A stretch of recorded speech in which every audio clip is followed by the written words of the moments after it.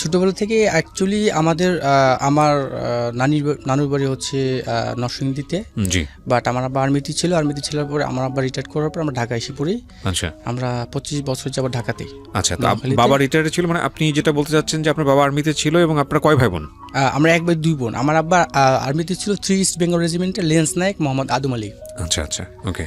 তো উনি ছিল পরে আমরা ঢাকাতেই। তো ঢাকা থেকে ছোটবেলা আমাদের ইয়াটা একটু ছিল, কারণ আমার আব্বা আরেকটা বিয়ে করছে, তো আলাদা একটা ফ্যামিলি না থাকে। আপনি হচ্ছেন আপনার মানে ওনার প্রথম স্ত্রী সন্তান? প্রথম তো সংসার।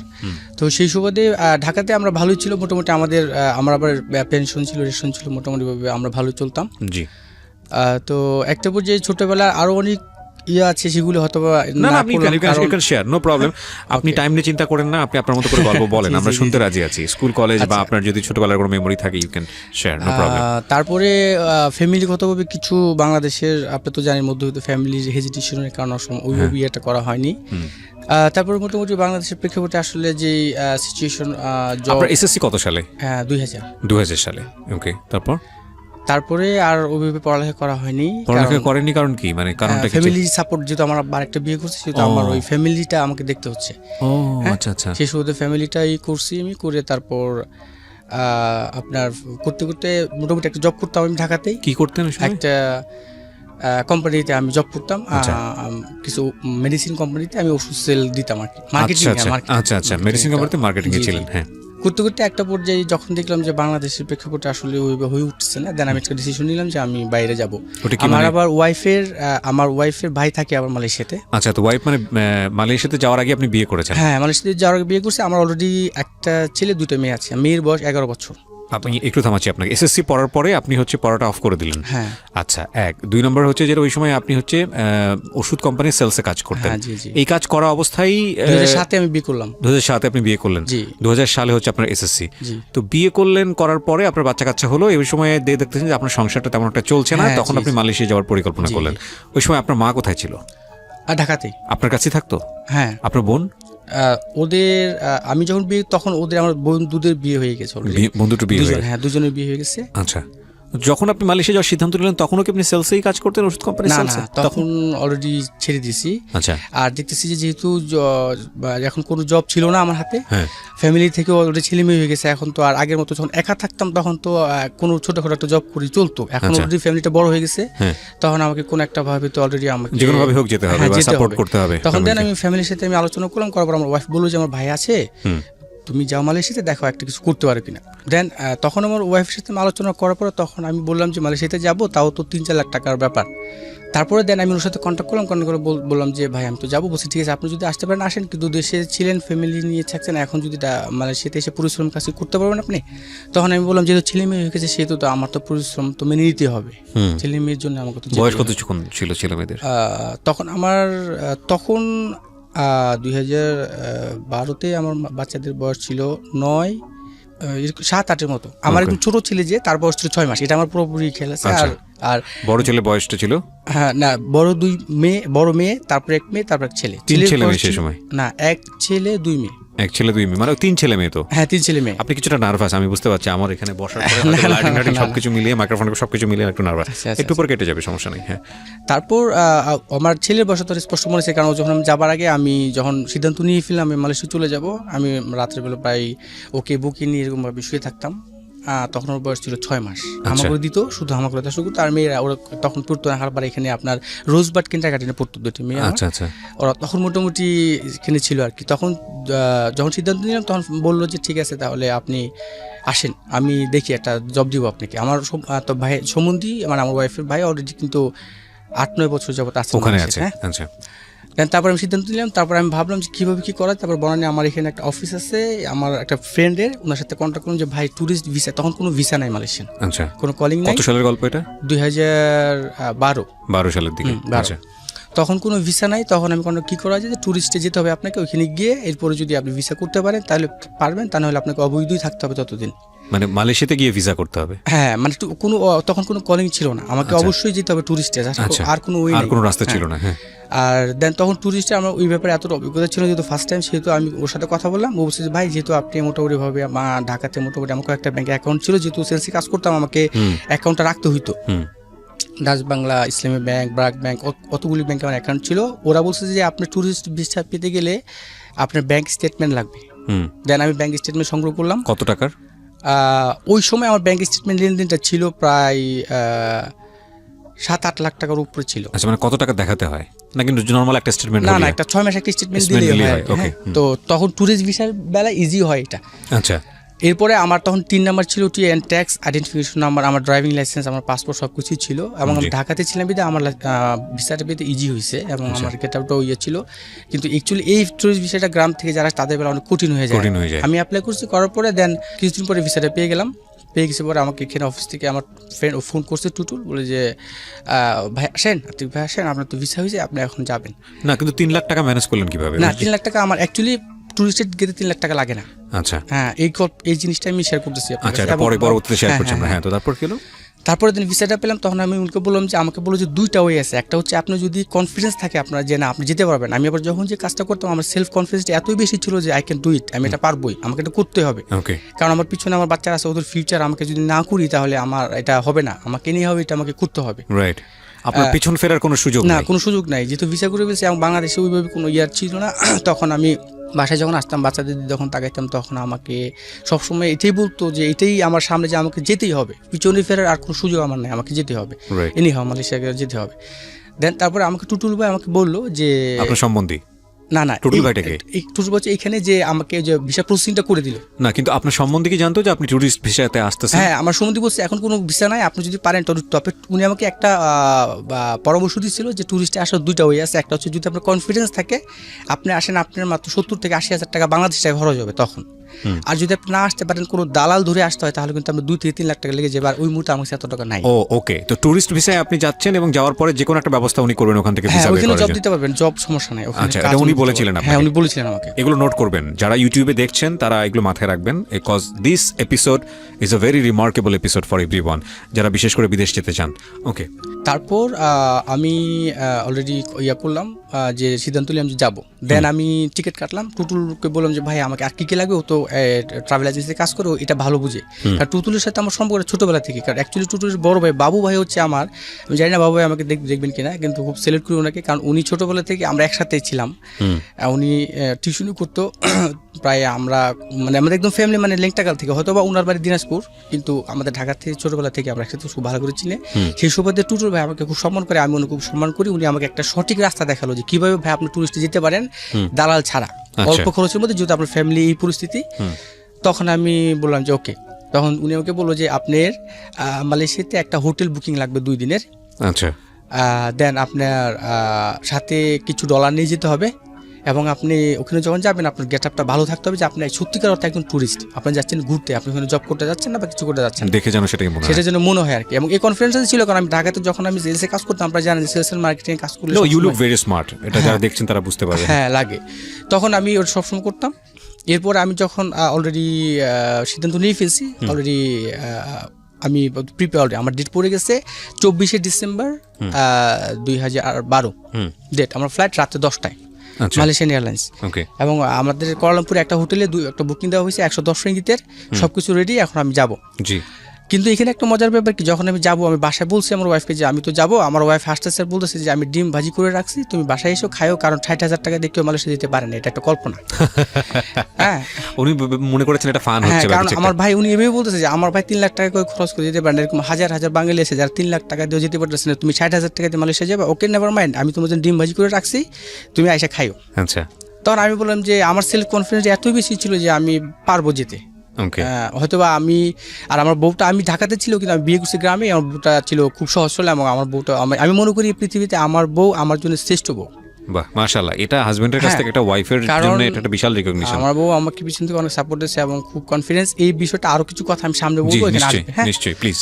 তো কিভাবে সে শ্রেষ্ঠ বউ সেই কাহিনী তো আসতেছে। জি। দেন আমি কাপড় চোপড় ব্যাগটা সব গুছিয়ে ফেললাম, গুছিয়ে অলরেডি রেডি। তখন আমি রওনা দিয়েছি, এয়ারপোর্টে ঢুকলাম। এয়ারপোর্টে ঢোকার সাথে সাথে আমার বোর্ডিং পাসের জন্য আমার ব্যাগ দিয়ে দিলাম। তখন আমার একটা এগুলি আমার সব ছবিগুলো ছিল, পরে সম্ভব আমি দিব আপনাদেরকে, এই ছবিগুলো আমার ফেসবুকে আছে। তো আমি আমার একটা ব্লেজার পরা ছিল, একটা গেঞ্জি পরা ছিল, আর চশমা আমি ওর আগে থেকে ইউজ করি, গ্লাসটা আমি ওর আগে থেকে ইউজ করি। দেন তারপর রওনা দিলাম, এয়ারপোর্টের ভিতরে গেছে, বোর্ডিং হয়ে গেছে। পরে একটা মহিলা আমাকে বলতেছে, তখন কিন্তু ট্যুরিস্টে মালয়েশিয়া ঢোকা খুব কঠিন, প্রচুর চেক চলে অনেক।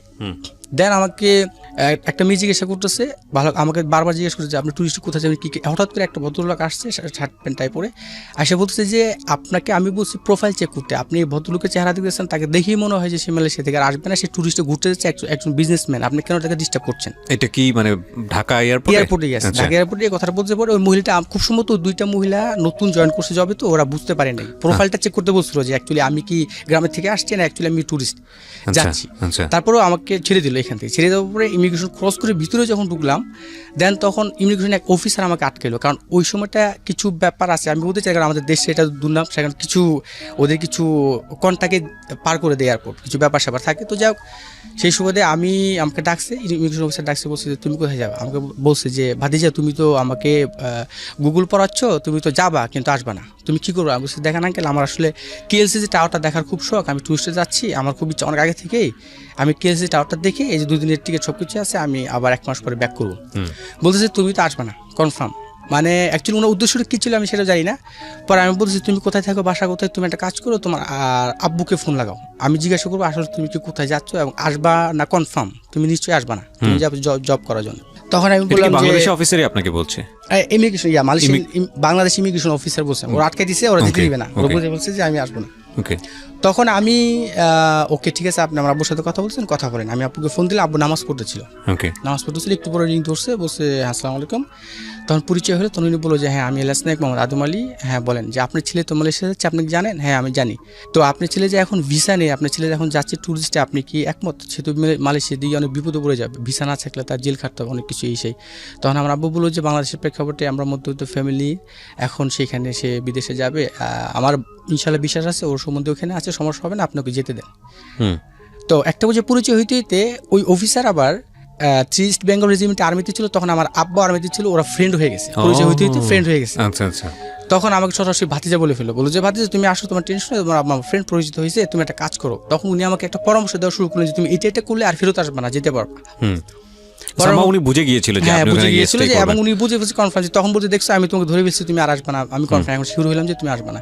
দেন এখন তোমাকে আমি একটা পরামর্শ দিই, যেহেতু ভাতিজা, তুমি তোমার কাছে কী কী আছে? আমি বলছি আমার কাছে ডলার আছে আঙ্কেল, $800। $800 হবে না, তুমি $1000 নিয়ে যাও, $800 নিয়ে গেলে এয়ারপোর্ট থেকে তোমাকে রিজেক্ট করে দেবে, আর তোমার গেট আপ যা আছে চলবে, আর ওখানে কোনো সময় নার্ভাস ফিল করবো না, ইংলিশে তো টকিং করার চেষ্টা করবো যতটুকু পারো ওদের সাথে, মালাইটা ইংলিশ ভালো অতটা পারে না। হ্যাঁ, যাকে এটা পরে আপনি করতে পারেন। কথা বলার পরে আমাকে বললো যে এখন আমার তো $800 আর $200 লাগবে, আমাকে মালয়েশিয়াতে দেওয়ার জন্য এয়ারপোর্টে এক লোক আসছিল, আমি তাকে আবার ফোন দিয়েছি, ভাই একটু আসেন, আমার আর কিছু টাকা দরকার, আপনি এটা ম্যানেজ করেন এনি হাও। দেন সে আরও কিছু ডলার নিয়ে আসলো, সব মিলে আমার $995 হয়েছিল। তখন আঙ্কেল বললো যে ওকে এবার তুমি যেতে পারো, সমস্যা নেই, মোটামুটিভাবে $995 তোমার একটা সাপোর্ট আসবে, তুমি যেতে পারো। দেন ভালো, রওনা দিলাম। তখন আঙ্কেল কী করলো, একটা পুলিশকে ডেকে বললো যে আমরা ভাতিজা তুমি ওকে সুন্দরভাবে প্লেনে তুলে দিয়ে আসো। দেন আমি সুন্দরভাবে প্লেনে গিয়ে বসলাম, প্লেন ছেড়ে দিল, মালয়েশিয়ান এয়ারপোর্টে গেলাম। এখানে একটা রাস্তা পার হয়েছি আমি, এবার আমার কিন্তু আরেকটা পার্ট রয়ে গেছে। দেন এয়ারপোর্টে যাওয়ার পরে এবার আমার বোর্ডিং পাস সব কিছু আসলো, আমি মোটামুটি রাত 4টায় মালয়েশিয়ান এয়ারলাইন্স ছিল। নামার পরে ওইখানে আমি মোটামুটিভাবে ফ্রেশ হইলাম, হয়ে আবার এটি করলাম, করে মোটামুটিভাবে এখন এই এয়ারপোর্টটা পার হয়ে গেলে দেন আমার শেষ। এটাই আমার এখানে তো আরেকটা স্টেপ। 4:30টার দিকে, 4:30-5টার দিকে যখন আমি যাচ্ছি, তখন 4:30-5টায় কি ল্যান্ড করেছে বিমান? না, ল্যান্ড করেছে আর আগে, যে বোর্ডিং সব কিছু কমপ্লিট, আমি বাইরে যাবো। এটা মালয়েশিয়াতে আপনি পৌঁছে গেছেন তখন? হ্যাঁ, মালয়েশিয়াতে পৌঁছে গেছি। আচ্ছা, মালয়েশিয়াতে পৌঁছে আমি কিন্তু মালয়েশিয়াতে পৌঁছে গেছি, এটা কিন্তু আমার সম্মতি তখনও বুঝি না, কারণ ওরা কেউ বিশ্বাসই করতেছে না যে আমি যেতে পারবো এভাবে। যদি বিশ্বাস করতো তাহলে উনি কিন্তু এয়ারপোর্টে এসে বসে থাকতো আমার জন্য। তো কেউ আসে না, যাক আমিও চিন্তা করছি, যাক আমি গিয়ে তারপর তোমাদেরকে দেখাবো আমি কি আই ক্যান ডু ইট, আমি এটা করতে পারি। তারপরে দেন আমি অলরেডি গেলাম, তারপর পাসপোর্টটা ওই একটা অফিসার আসছে ইয়াং করে বসছে, কাউন্টারে গেলাম, পাসপোর্টটা দিলাম, আসসালামু আলাইকুম, মর্নিং স্যার বললাম। উনি জাস্ট আমার পাসপোর্টটা দেখলো, আমার চেহারাটা দেখলো, চপ মারি দিল, শেষ। আর কিছু জিজ্ঞাসা করলো না আমাকে। পরে আমি বেরোয় গেলাম, বের হয়ে গিয়ে একটা সিম কার্ড কিনলাম, মালয়েশিয়ান একটা সিম কার্ড। আমাকে তো সম্বন্ধে জানাইতে হবে যে আমি আসছি, বাংলাদেশের সিম কার্ডটা চলতেছে না। দেন আমি 10 রিঙ্গিত দিয়ে একটা সিম কার্ড, আমার যে ডলার ছিল ডলার ভেঙে আমি করে দেন আমি কিনলাম সিম কার্ড। আমি ফোন দিলাম আমার সম্বন্ধে যে ভাই আমি তো মালয়েশিয়াতে আসছি, আপনি কোথায় বিশ্বাস করতেছি, মালয়েশিয়ার নাম্বারটা যখন দেখছি তখন তো বিশ্বাস না করার উপায় নেই। রাইট। বলতেছে আপনি যে আসতে পারবেন, আপনি তখন উনি আবার একটু যে আপনি যে বলবেন না আমাকে, বললো তো আমি ডিউটি অফ করে আমি এয়ারপোর্টে থাকতাম। আমি বলছি ভাই দরকার না, আমরা ঢাকায় ছেলে, সমস্যা নাই, আমার মালয়েশিয়ান কুয়ালালামপুর আর বাংলাদেশের ঢাকা শহর আমার কাছে একই মনে হয়, আমি তো আর গ্রাম থেকে আসি নাই, সমস্যা নেই, আপনি একটা কাজ করেন, আপনার ঠিকানাটা আমাকে দেন, আমি আপনার কাছে আসতেছি, আপনার এয়ারপোর্টে আসার দরকার নেই। দেন তখন ওনার ঠিকানাটা দিল, আমি একটা ট্যাক্সি নিলাম। তবে আমাকে উনি একটা পরামর্শ দিয়েছিল, এই পরামর্শগুলো দরকার মালয়েশিয়ানদের নতুনদের জন্য। বলতেছে কেলের যে কোনো ট্যাক্সিতে আপনি উঠবেন না, তাহলে আপনি করে হাইজ্যাক করবে। হ্যাঁ, আপনি দেখবেন যাদের ট্যাক্সি এয়ারপোর্টের ভিতরে যেগুলো ট্যাক্সি রেজিস্ট্রেশন করা, সেই ট্যাক্সিগুলিতে আপনি উঠবেন, তাহলে আপনি নিরাপদ। এটা করবেন। তখন এখন কিন্তু মালয়েশিয়াতে গ্র্যাব আছে, আগে কিন্তু গ্র্যাব ছিল না। গ্র্যাব, ইউবার, বাংলাদেশে যেরকম পাঠাও, মালয়েশিয়াতে তখন গ্র্যাবটা ছিল না, এখন গ্র্যাবটা অ্যাভেলেবেল আছে, নিরাপদ থাকা যায়। দেন তখন আমি এখান থেকে বাসে গেলাম।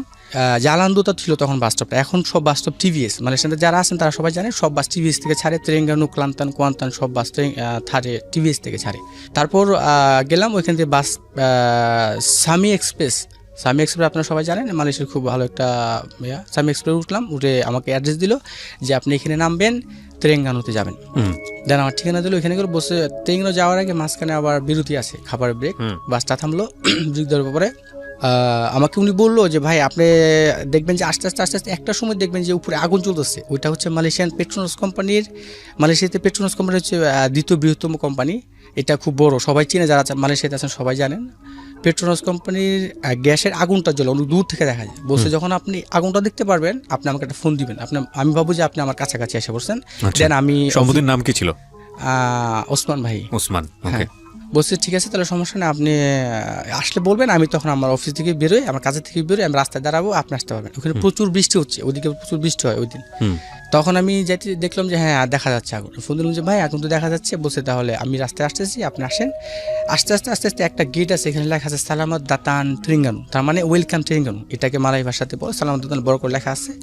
ওইটা পার হয়ে যখন ঢুকলাম, তখন বলতেছি যে আরেকটু সামনে আসলে দেখবেন যে আমি বাম পাশে ছাতা নিয়ে দাঁড়ায় আছি, এখানে এটা আমি। হ্যাঁ, কারণ আমার সমুদ্রকে দেখি অনেকদিন চেহারাটা একটু ইয়ে হয়েছে, আর আমি গেছি পরে যাক দেখলাম, চিনলাম। পরে বাসকে বলছিলাম যে ভাই আমাকে একটু এখানে নামে দিন, এক্সকিউজ মি। তখন তো আমি মালয় ভাষা জানি না, কিন্তু মালয় ভাষাটা আমি যখন সিদ্ধান্ত নিচ্ছি মালয়েশিয়াতে যাব, তখনই আমি একটা বই কিনছিলাম। বাংলাদেশে পাওয়া যায় বইগুলা, হ্যাঁ, এটা অনেক বাংলাদেশি যারা মালয়েশিয়াতে যাবেন, যারা যেতে চান তারা এটা করবেন। তখন আমি 3 মাস আগে থেকে ট্রাই করছি, কিছু কিছু ভাষা আমি জানতাম। এবং বাসে উঠে আমি উনিকে বললাম, তখন ইংলিশে ওনারা বলছে যে ওকে ঠিক আছে আমি এখানে নামাই দিল। সমস্যা দেখা হয়ে গেলো অলরেডি ফাইনাল।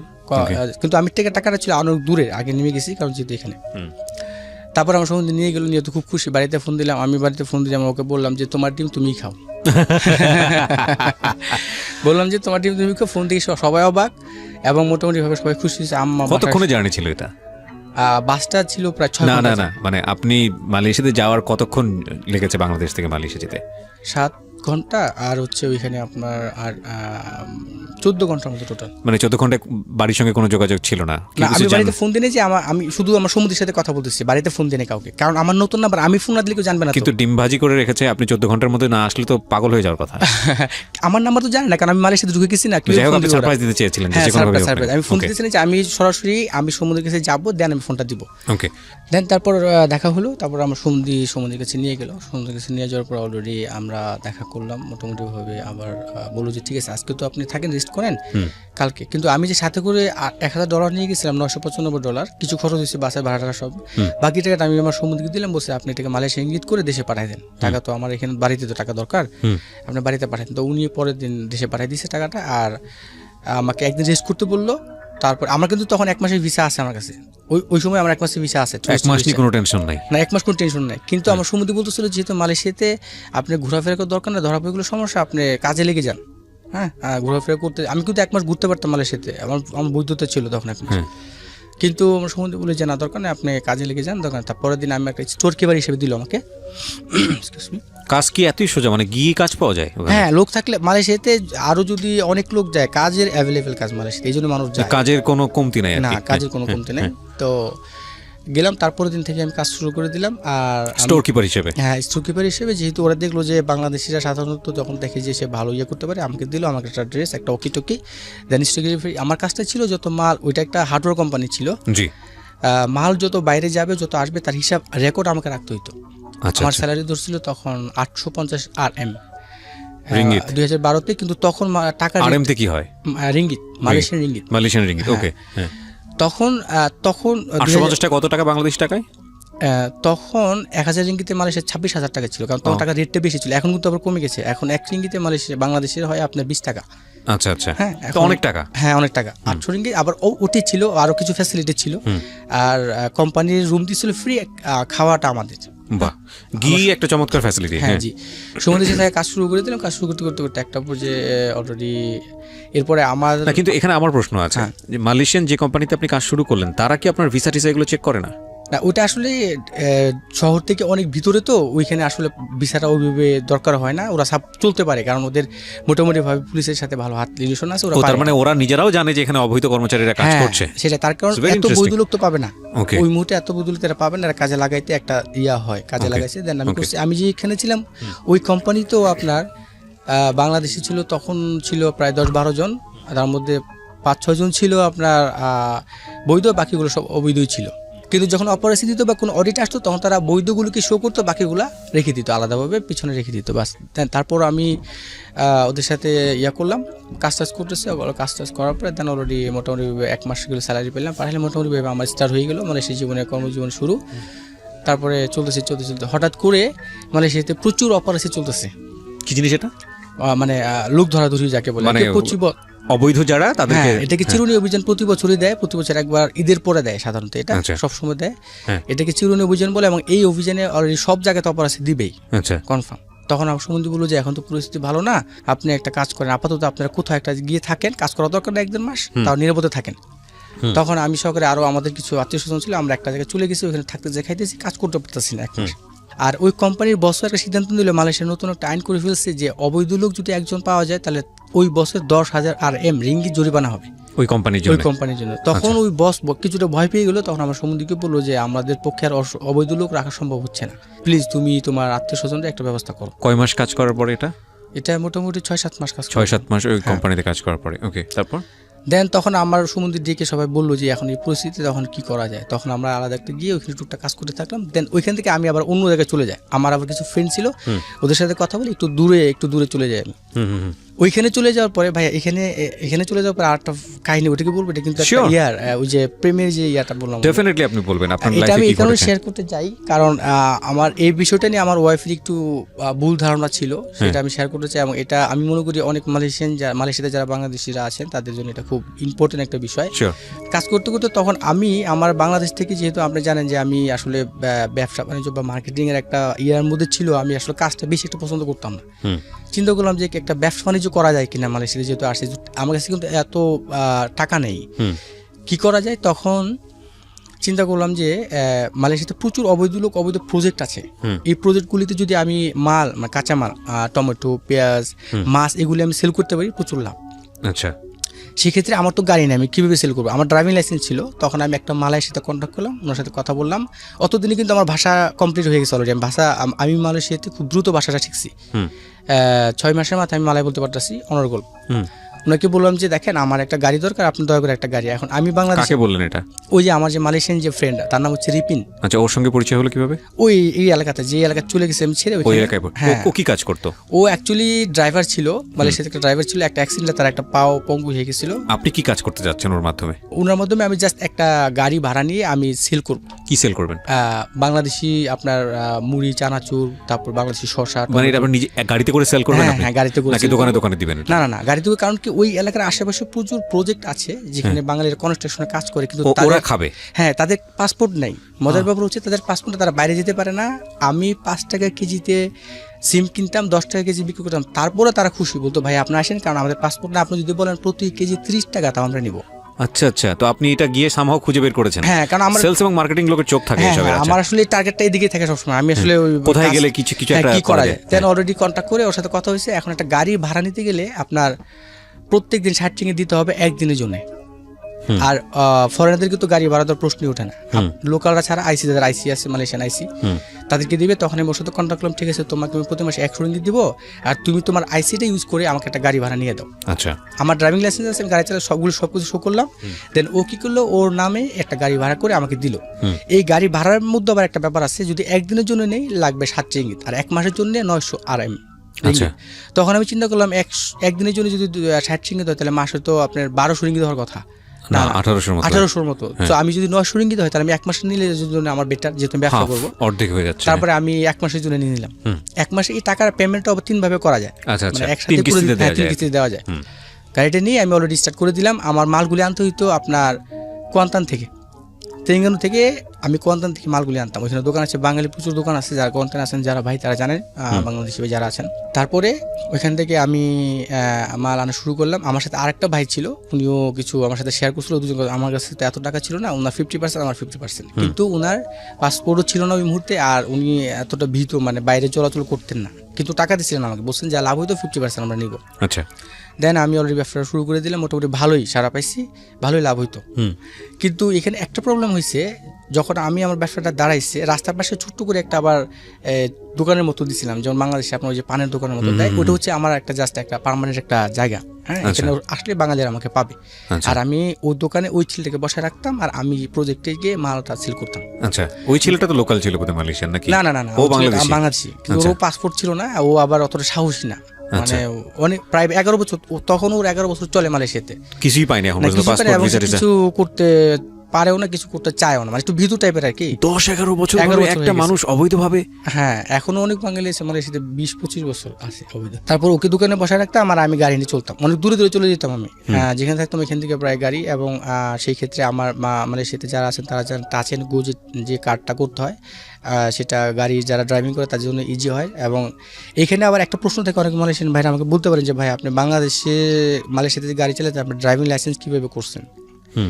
হ্যাঁ, ড্রাইভিং লাইসেন্স আমি বাংলাদেশ থেকে যখন গেছি তখনই আমার ড্রাইভিং লাইসেন্স আছে। আমি ওইখান থেকে অ্যাপ্লাই করছি বিআরটিএতে ইন্টারন্যাশনালটা করার জন্য, 2500 টাকা লাগছিল আমার। ওই লাইসেন্সটা হওয়ার পরে আমার খুকন ভাই আছে, উনি পাঠাইছে, এক লোক গেছিলো তার মাধ্যমে। দেন আমি ওই ড্রাইভিং লাইসেন্সটা, ইন্টারন্যাশনাল ড্রাইভিং লাইসেন্সটা আমি মালয়েশিয়ায় যাকে বলে জেপিজে, বাংলাদেশে যেটা ট্রাফিক বা ট্রাফিক পুলিশ, মালয়েশিয়া এটাকে বলে জেপিজে, ওই জেপিজিতে যাই আমার ড্রাইভিং লাইসেন্সটা নিয়ে গেলে পরে ওরা চেক করার পরে ওই লাইসেন্সটা ওরা বাংলাদেশে পাঠায়, ইমেল করে পাঠায়। পরে বিআরটিতে বলে যে এটা অরিজিনাল ড্রাইভিং লাইসেন্স, ওকে আপনারা দিতে পারেন ওকে। দেন জেপিজি থেকে একটা সিল মেরে দিল আমাকে, যেটা থেকে মালয় ভাষাতে বলে চপ দিয়ে দিল। চপ দেওয়ার পরে দেন আমি কনফার্ম এবার গাড়ি চালাতে পারতেছি, সমস্যা নেই, রাস্তায় কোনো সমস্যা হচ্ছে না, গাড়ি চালাতে পারতেছি, ব্যবসা চলতেছে ভালো। কিন্তু এখানে একটা প্রবলেম যেটা হয়েছে, এটা জানি না কি এটা আল্লাহ পাক কবুল করে নাই না কোথাও প্রবলেম হয়েছে। তখন আশেপাশে যারা মালাই ছিল তাদের চোখে পড়ে গেছে এটা, যে ওর তো ভালোই ব্যবসা করতেছে, ভালো বেচাকেনা করতেছে দোকানে। কারণ সন্ধ্যার সময় আশেপাশে সব বাঙালিরা আমার দোকানটাতে আসতো, বাঙালি দোকান তো অবশ্যই বাঙালিরা আসবে। এখন ওই দোকানটা ছিল আবার মসজিদের সামনে। যখন বেশি বাঙালি হইতো, মালাই মেয়েরা যে নামাজ পড়তে যেত, ওদের ডিস্টার্ব ফিল করতো, আর যে বাঙালিরা কি করে তাকায় থাকতো, অনেকে দেখতো। কারণ তখন এরা একটা কমপ্লেন দিল যে এখানে বাঙালি দোকান রাখা যাবে না। আচ্ছা, তখন এই দোকানটা আমার একটা বসের নামে ছিল, মালাই। কারণ আমরা তো ফরেনাররা তো আমাদের নিজের নামে কিছু করতে পারবো না, কারণ যেহেতু আমরা ফরেনার। তারপরে উনি বললো যে ঠিক আছে, তাহলে তুমি ইয়ে করো। ওই পাশে আবার ইমিগ্রেশন ক্যাম্পাস, ওইখান থেকে ইমিগ্রেশন অফিসার আসছে, আইসা বলতেছে যে তুমি এখানে ব্যবসা করতে পারবে না, অলরেডি কমপ্লেন আসছে, তুমি যদি ব্যবসা করতে চাও তাহলে তোমার অনেক সমস্যা হবে। গেলাম, বললাম যে স্যার আমি সায়াবুন চারিমাকান, এর অর্থ হচ্ছে যে আমিও তো পেটে দায় আসছি, আমি আসলে ব্যবসাটা করতে দিন স্যার, যদি আপনাকে কিছু মাসে দিতে হয় না আমি কন্টিনিউ করে যাব। কিন্তু মানলো না, কারণ মালাইরা কমপ্লেন দিছে তো কিছুই করার নাই। তারপরে আস্তে আস্তে করে ব্যবসাটা আমার গুছাই ফেলতে হইলো, কারণ কোনো উপায় ছিল না। তো একবার ধরে নিয়ে গেলে তো আপনার পাসপোর্ট ভিসা সবকিছু চেক করার কথা না, সব চেক করছে। ওদের টার্গেটটা আমি না, টার্গেটটা হচ্ছে ব্যবসা। আমার ব্যবসাটা ওরা করতে দেবে না, কারণ আশেপাশে দোকানদারদের লস, ওদের কোনো বাঙালি যায় না। মানে ওরাও ইনফর্ম যে প্রচুর অবৈধ আছে, অভিবাসী আছে, ওরা জানে। আচ্ছা, এটা জানি। কিন্তু অপারেশন যখন দেয় তখন উপর লেভেলে এই যেটা মানে যেমন বাংলাদেশের আপনার যে ফাঁড়ি পুলিশ যাকে বলে, মানে গ্রাউন্ড লেভেলে অতটা বেশি থাকে না, ওইখানে মোটামুটি। আরেকটা মজার ব্যাপার আমি আপনাকে শেয়ার করি, সেটা হচ্ছে মালয়েশিয়ান পুলিশরা কিন্তু বাঙালিদেরকে এত ডিস্টার্ব করে না, এটা সত্যি। এই কারণে বাংলাদেশের অবৈধ থাকতে পারে মালয়েশিয়াতে, ওরা খুব ফ্রেন্ডলি। যেমন একটা পুলিশ একবার আমাকে ধরছিল, আমি তখন সাইকেল চালাই যেতাম কাজে, রাস্তায় দেখা হচ্ছে, বলছে এদিকে মালয়েশিয়ান অর্থ এদিকে আসো। তারপরে গেলাম, বলছে যে ইউ আর ডুই ব্রাপাড়া, কত টাকা আছে তোমার কাছে? স্যার আমি তো বেতন পাইনি এখনো, সালে কোনো টাকা নাই, আপনি দেখেন, চেক করে দেখেন, টাকা নাই। ওকে, 100 টাকা দাও, 100 রিঙ্গিত দাও। বলছি স্যার আমার কাছে কোনো টাকাই নেই। তো 50 টাকা দাও। স্যার সরি স্যার, সায়াতাটা ডুইট। বললাম ওকে, টাকা নেই তো 20 টাকা দাও। স্যার আমার কাছে 20 টাকাও না, আপনি বিশ্বাস যদি না করেন আপনি চেক করেন স্যার। ওকে, 20 টাকা নাই, ট্রিটমেন্টে কাজ করো, আমার পিঠে একটু চুলকাই দিয়ে দাও। আমি বললাম ঠিক আছে, আমার চুলকাই দিলাম। মানে ওরা যদি মালয়েশিয়ান পুলিশরা বাঙালিদেরকে ডিস্টার্ব করতো, কেউ থাকতে পারতো না। এক্স্যাক্টলি Just ফাইনাল একটা- করে ওয়ান টুর ব্যাপার একটা চা খাওয়ার একটা সিগারেট খাওয়ার টাকা দিয়ে দিলে ওরা খুশি চলে যায়।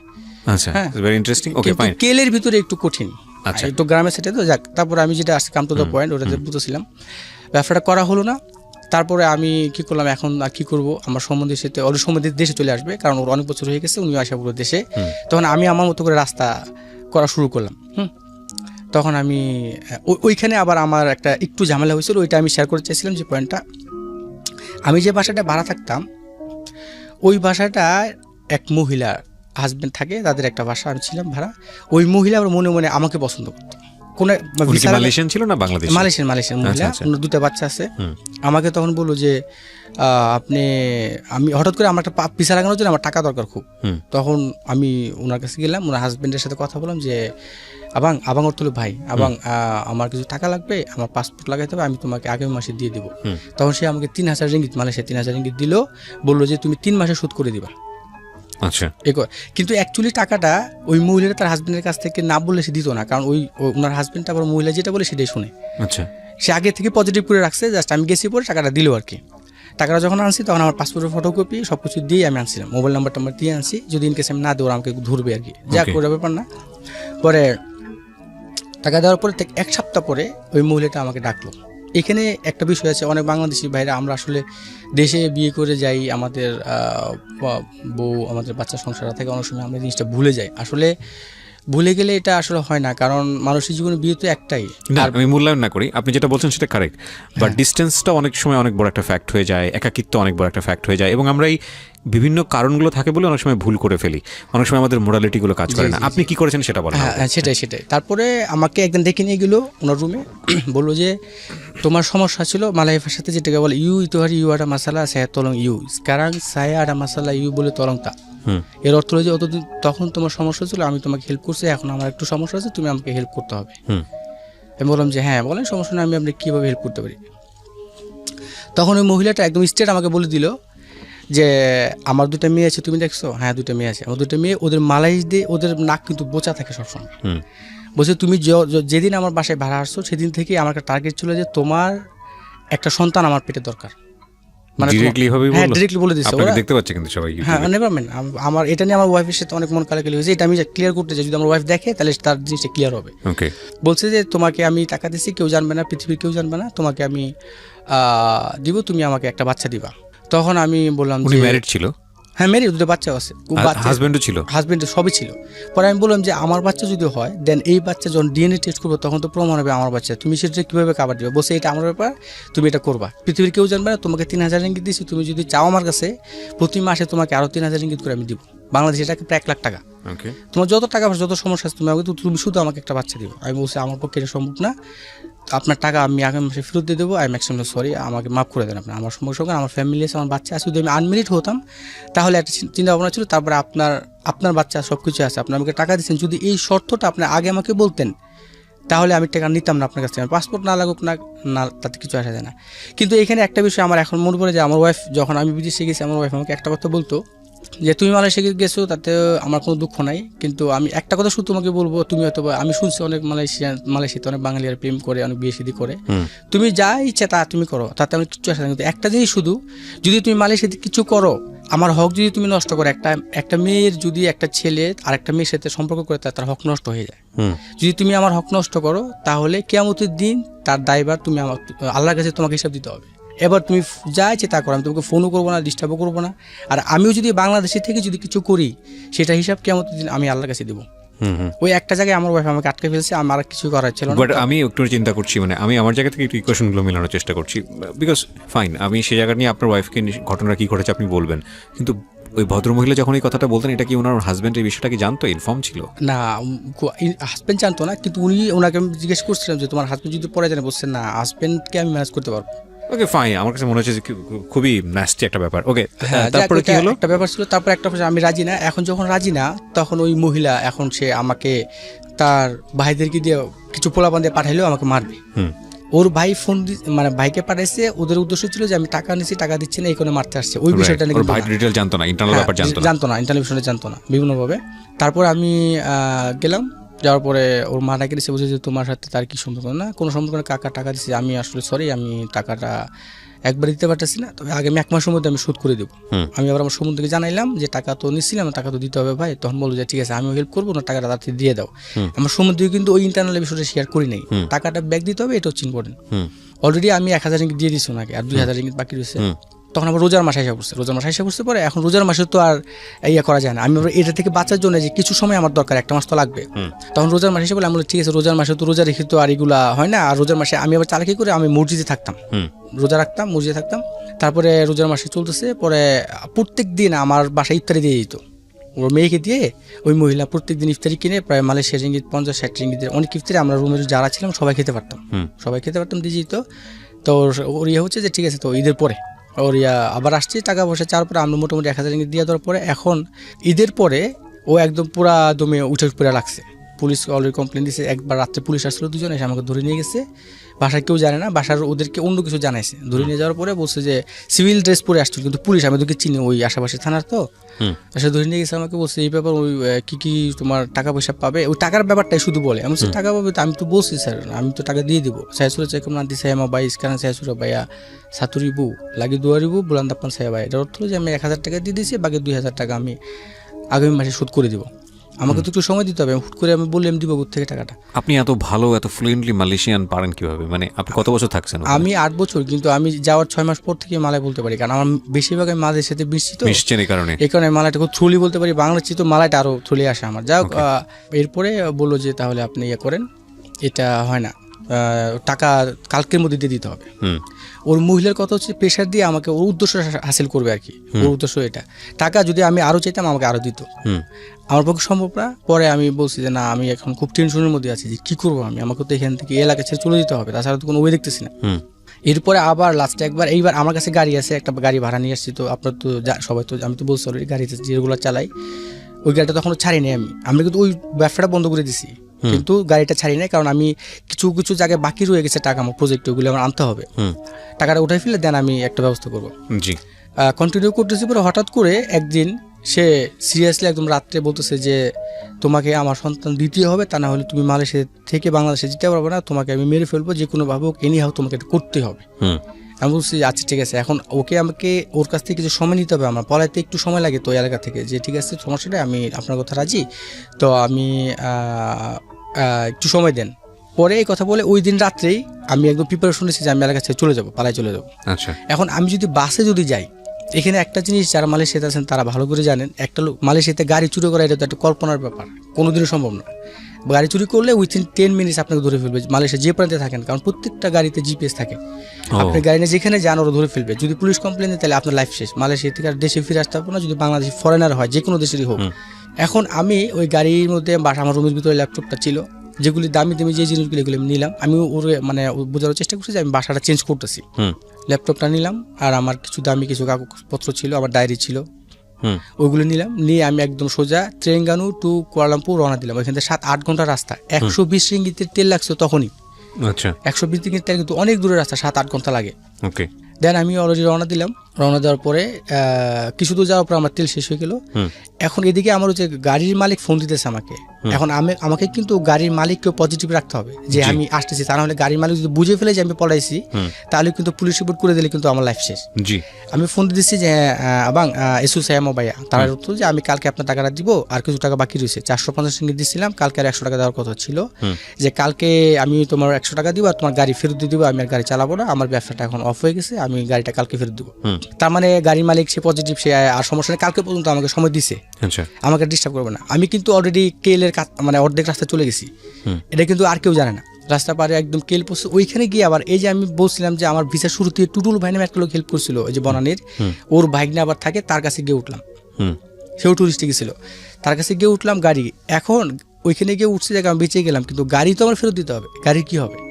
তা না হলে তো আমার তো ধরে ফেলবে, ওরা যদি জিপিএস স্টার্ট করে তাহলে তো চেক করলে তো আমাকে পেয়ে যাবে। তারপর আমি ভাইনাকে বললাম, ভাইনা তুমি কাগজপত্র আমার এই ব্যাগটাকে রাখো, আমি গাড়িটা আগে একটা সেটেল করি, আর গাড়ি কোথা থেকে কোথায় আসছে তাহলে ধরে ফেলবে। আমি গাড়িটা সেটেল করার জন্য যারা মালয়েশিয়া জানে কতারায়া মাইডিন, ওইখানে বাংলা মার্কেট, বাঙালিদের একদম বাংলাদেশের ঢাকা শহরের মতো প্রায় গেলে মনে হয় যে বাংলাদেশে আসছি। সব বাংলাদেশিদের দোকান, বাংলা গান চলতেছে, সব কিছু চলতেছে, কতারায়া সবাই জানেন। ওইখানে গাড়িটা আমি নিয়ে গেলাম। ওইখানে কতারের পিছনে একটা হোটেল আছে, ওই হোটেলের 64 রিঙ্গিত করে রুম ভাড়া পাওয়া যায়। ওই হোটেলের পাশে আমি গাড়িটা পার্কিং করলাম। গাড়িটা পার্কিং করে গাড়িটার ছবি তুললাম, সব কিছু তুলে আমি ওই গাড়ির মালিকের হোয়াটসঅ্যাপে করে দিলাম যে আপনার গাড়িটা এখানে আছে, আপনি এখান থেকে, আমি এক্সট্রিমলি সরি দুঃখিত, আপনি এখান থেকে এসে গাড়িটা নিয়ে যান। আবাং saya minta maaf, saya ada hal sedikit, saya simpan kereta sini, tolong mari ambil kereta awak punya। এর অর্থ যে আপনার গাড়িটা এখানে আছে, আপনি এসে নিয়ে যান। তারপরে সে খুব রাগে গেল, হ্যাঁ এত দূরে নিয়ে গেছে। আবার সে ইউ বটে ইউ গ্যাংস্টার কা, তুমি কি গ্যাংস্টার নাকি, তুমি কি করলো, আমাদের বাংলা হয়ে আমার গাড়ি তুমি এত দূরে নিয়ে গেছো, তুমি শেষ, তোমাকে আমি মেরে ফেলবো। তখন আমি ওকে বললাম যে আবাং saya minta maaf কি saya ada masalah sedikit। সেও কিন্তু বিষয়টা শুনে ফেলছে তখন, ওই যে মহিলার এই ব্যাপারটা মোটামুটি ভাবে যে একটা বিষয় ভাইয়ের ধরে নিয়ে গেছিল।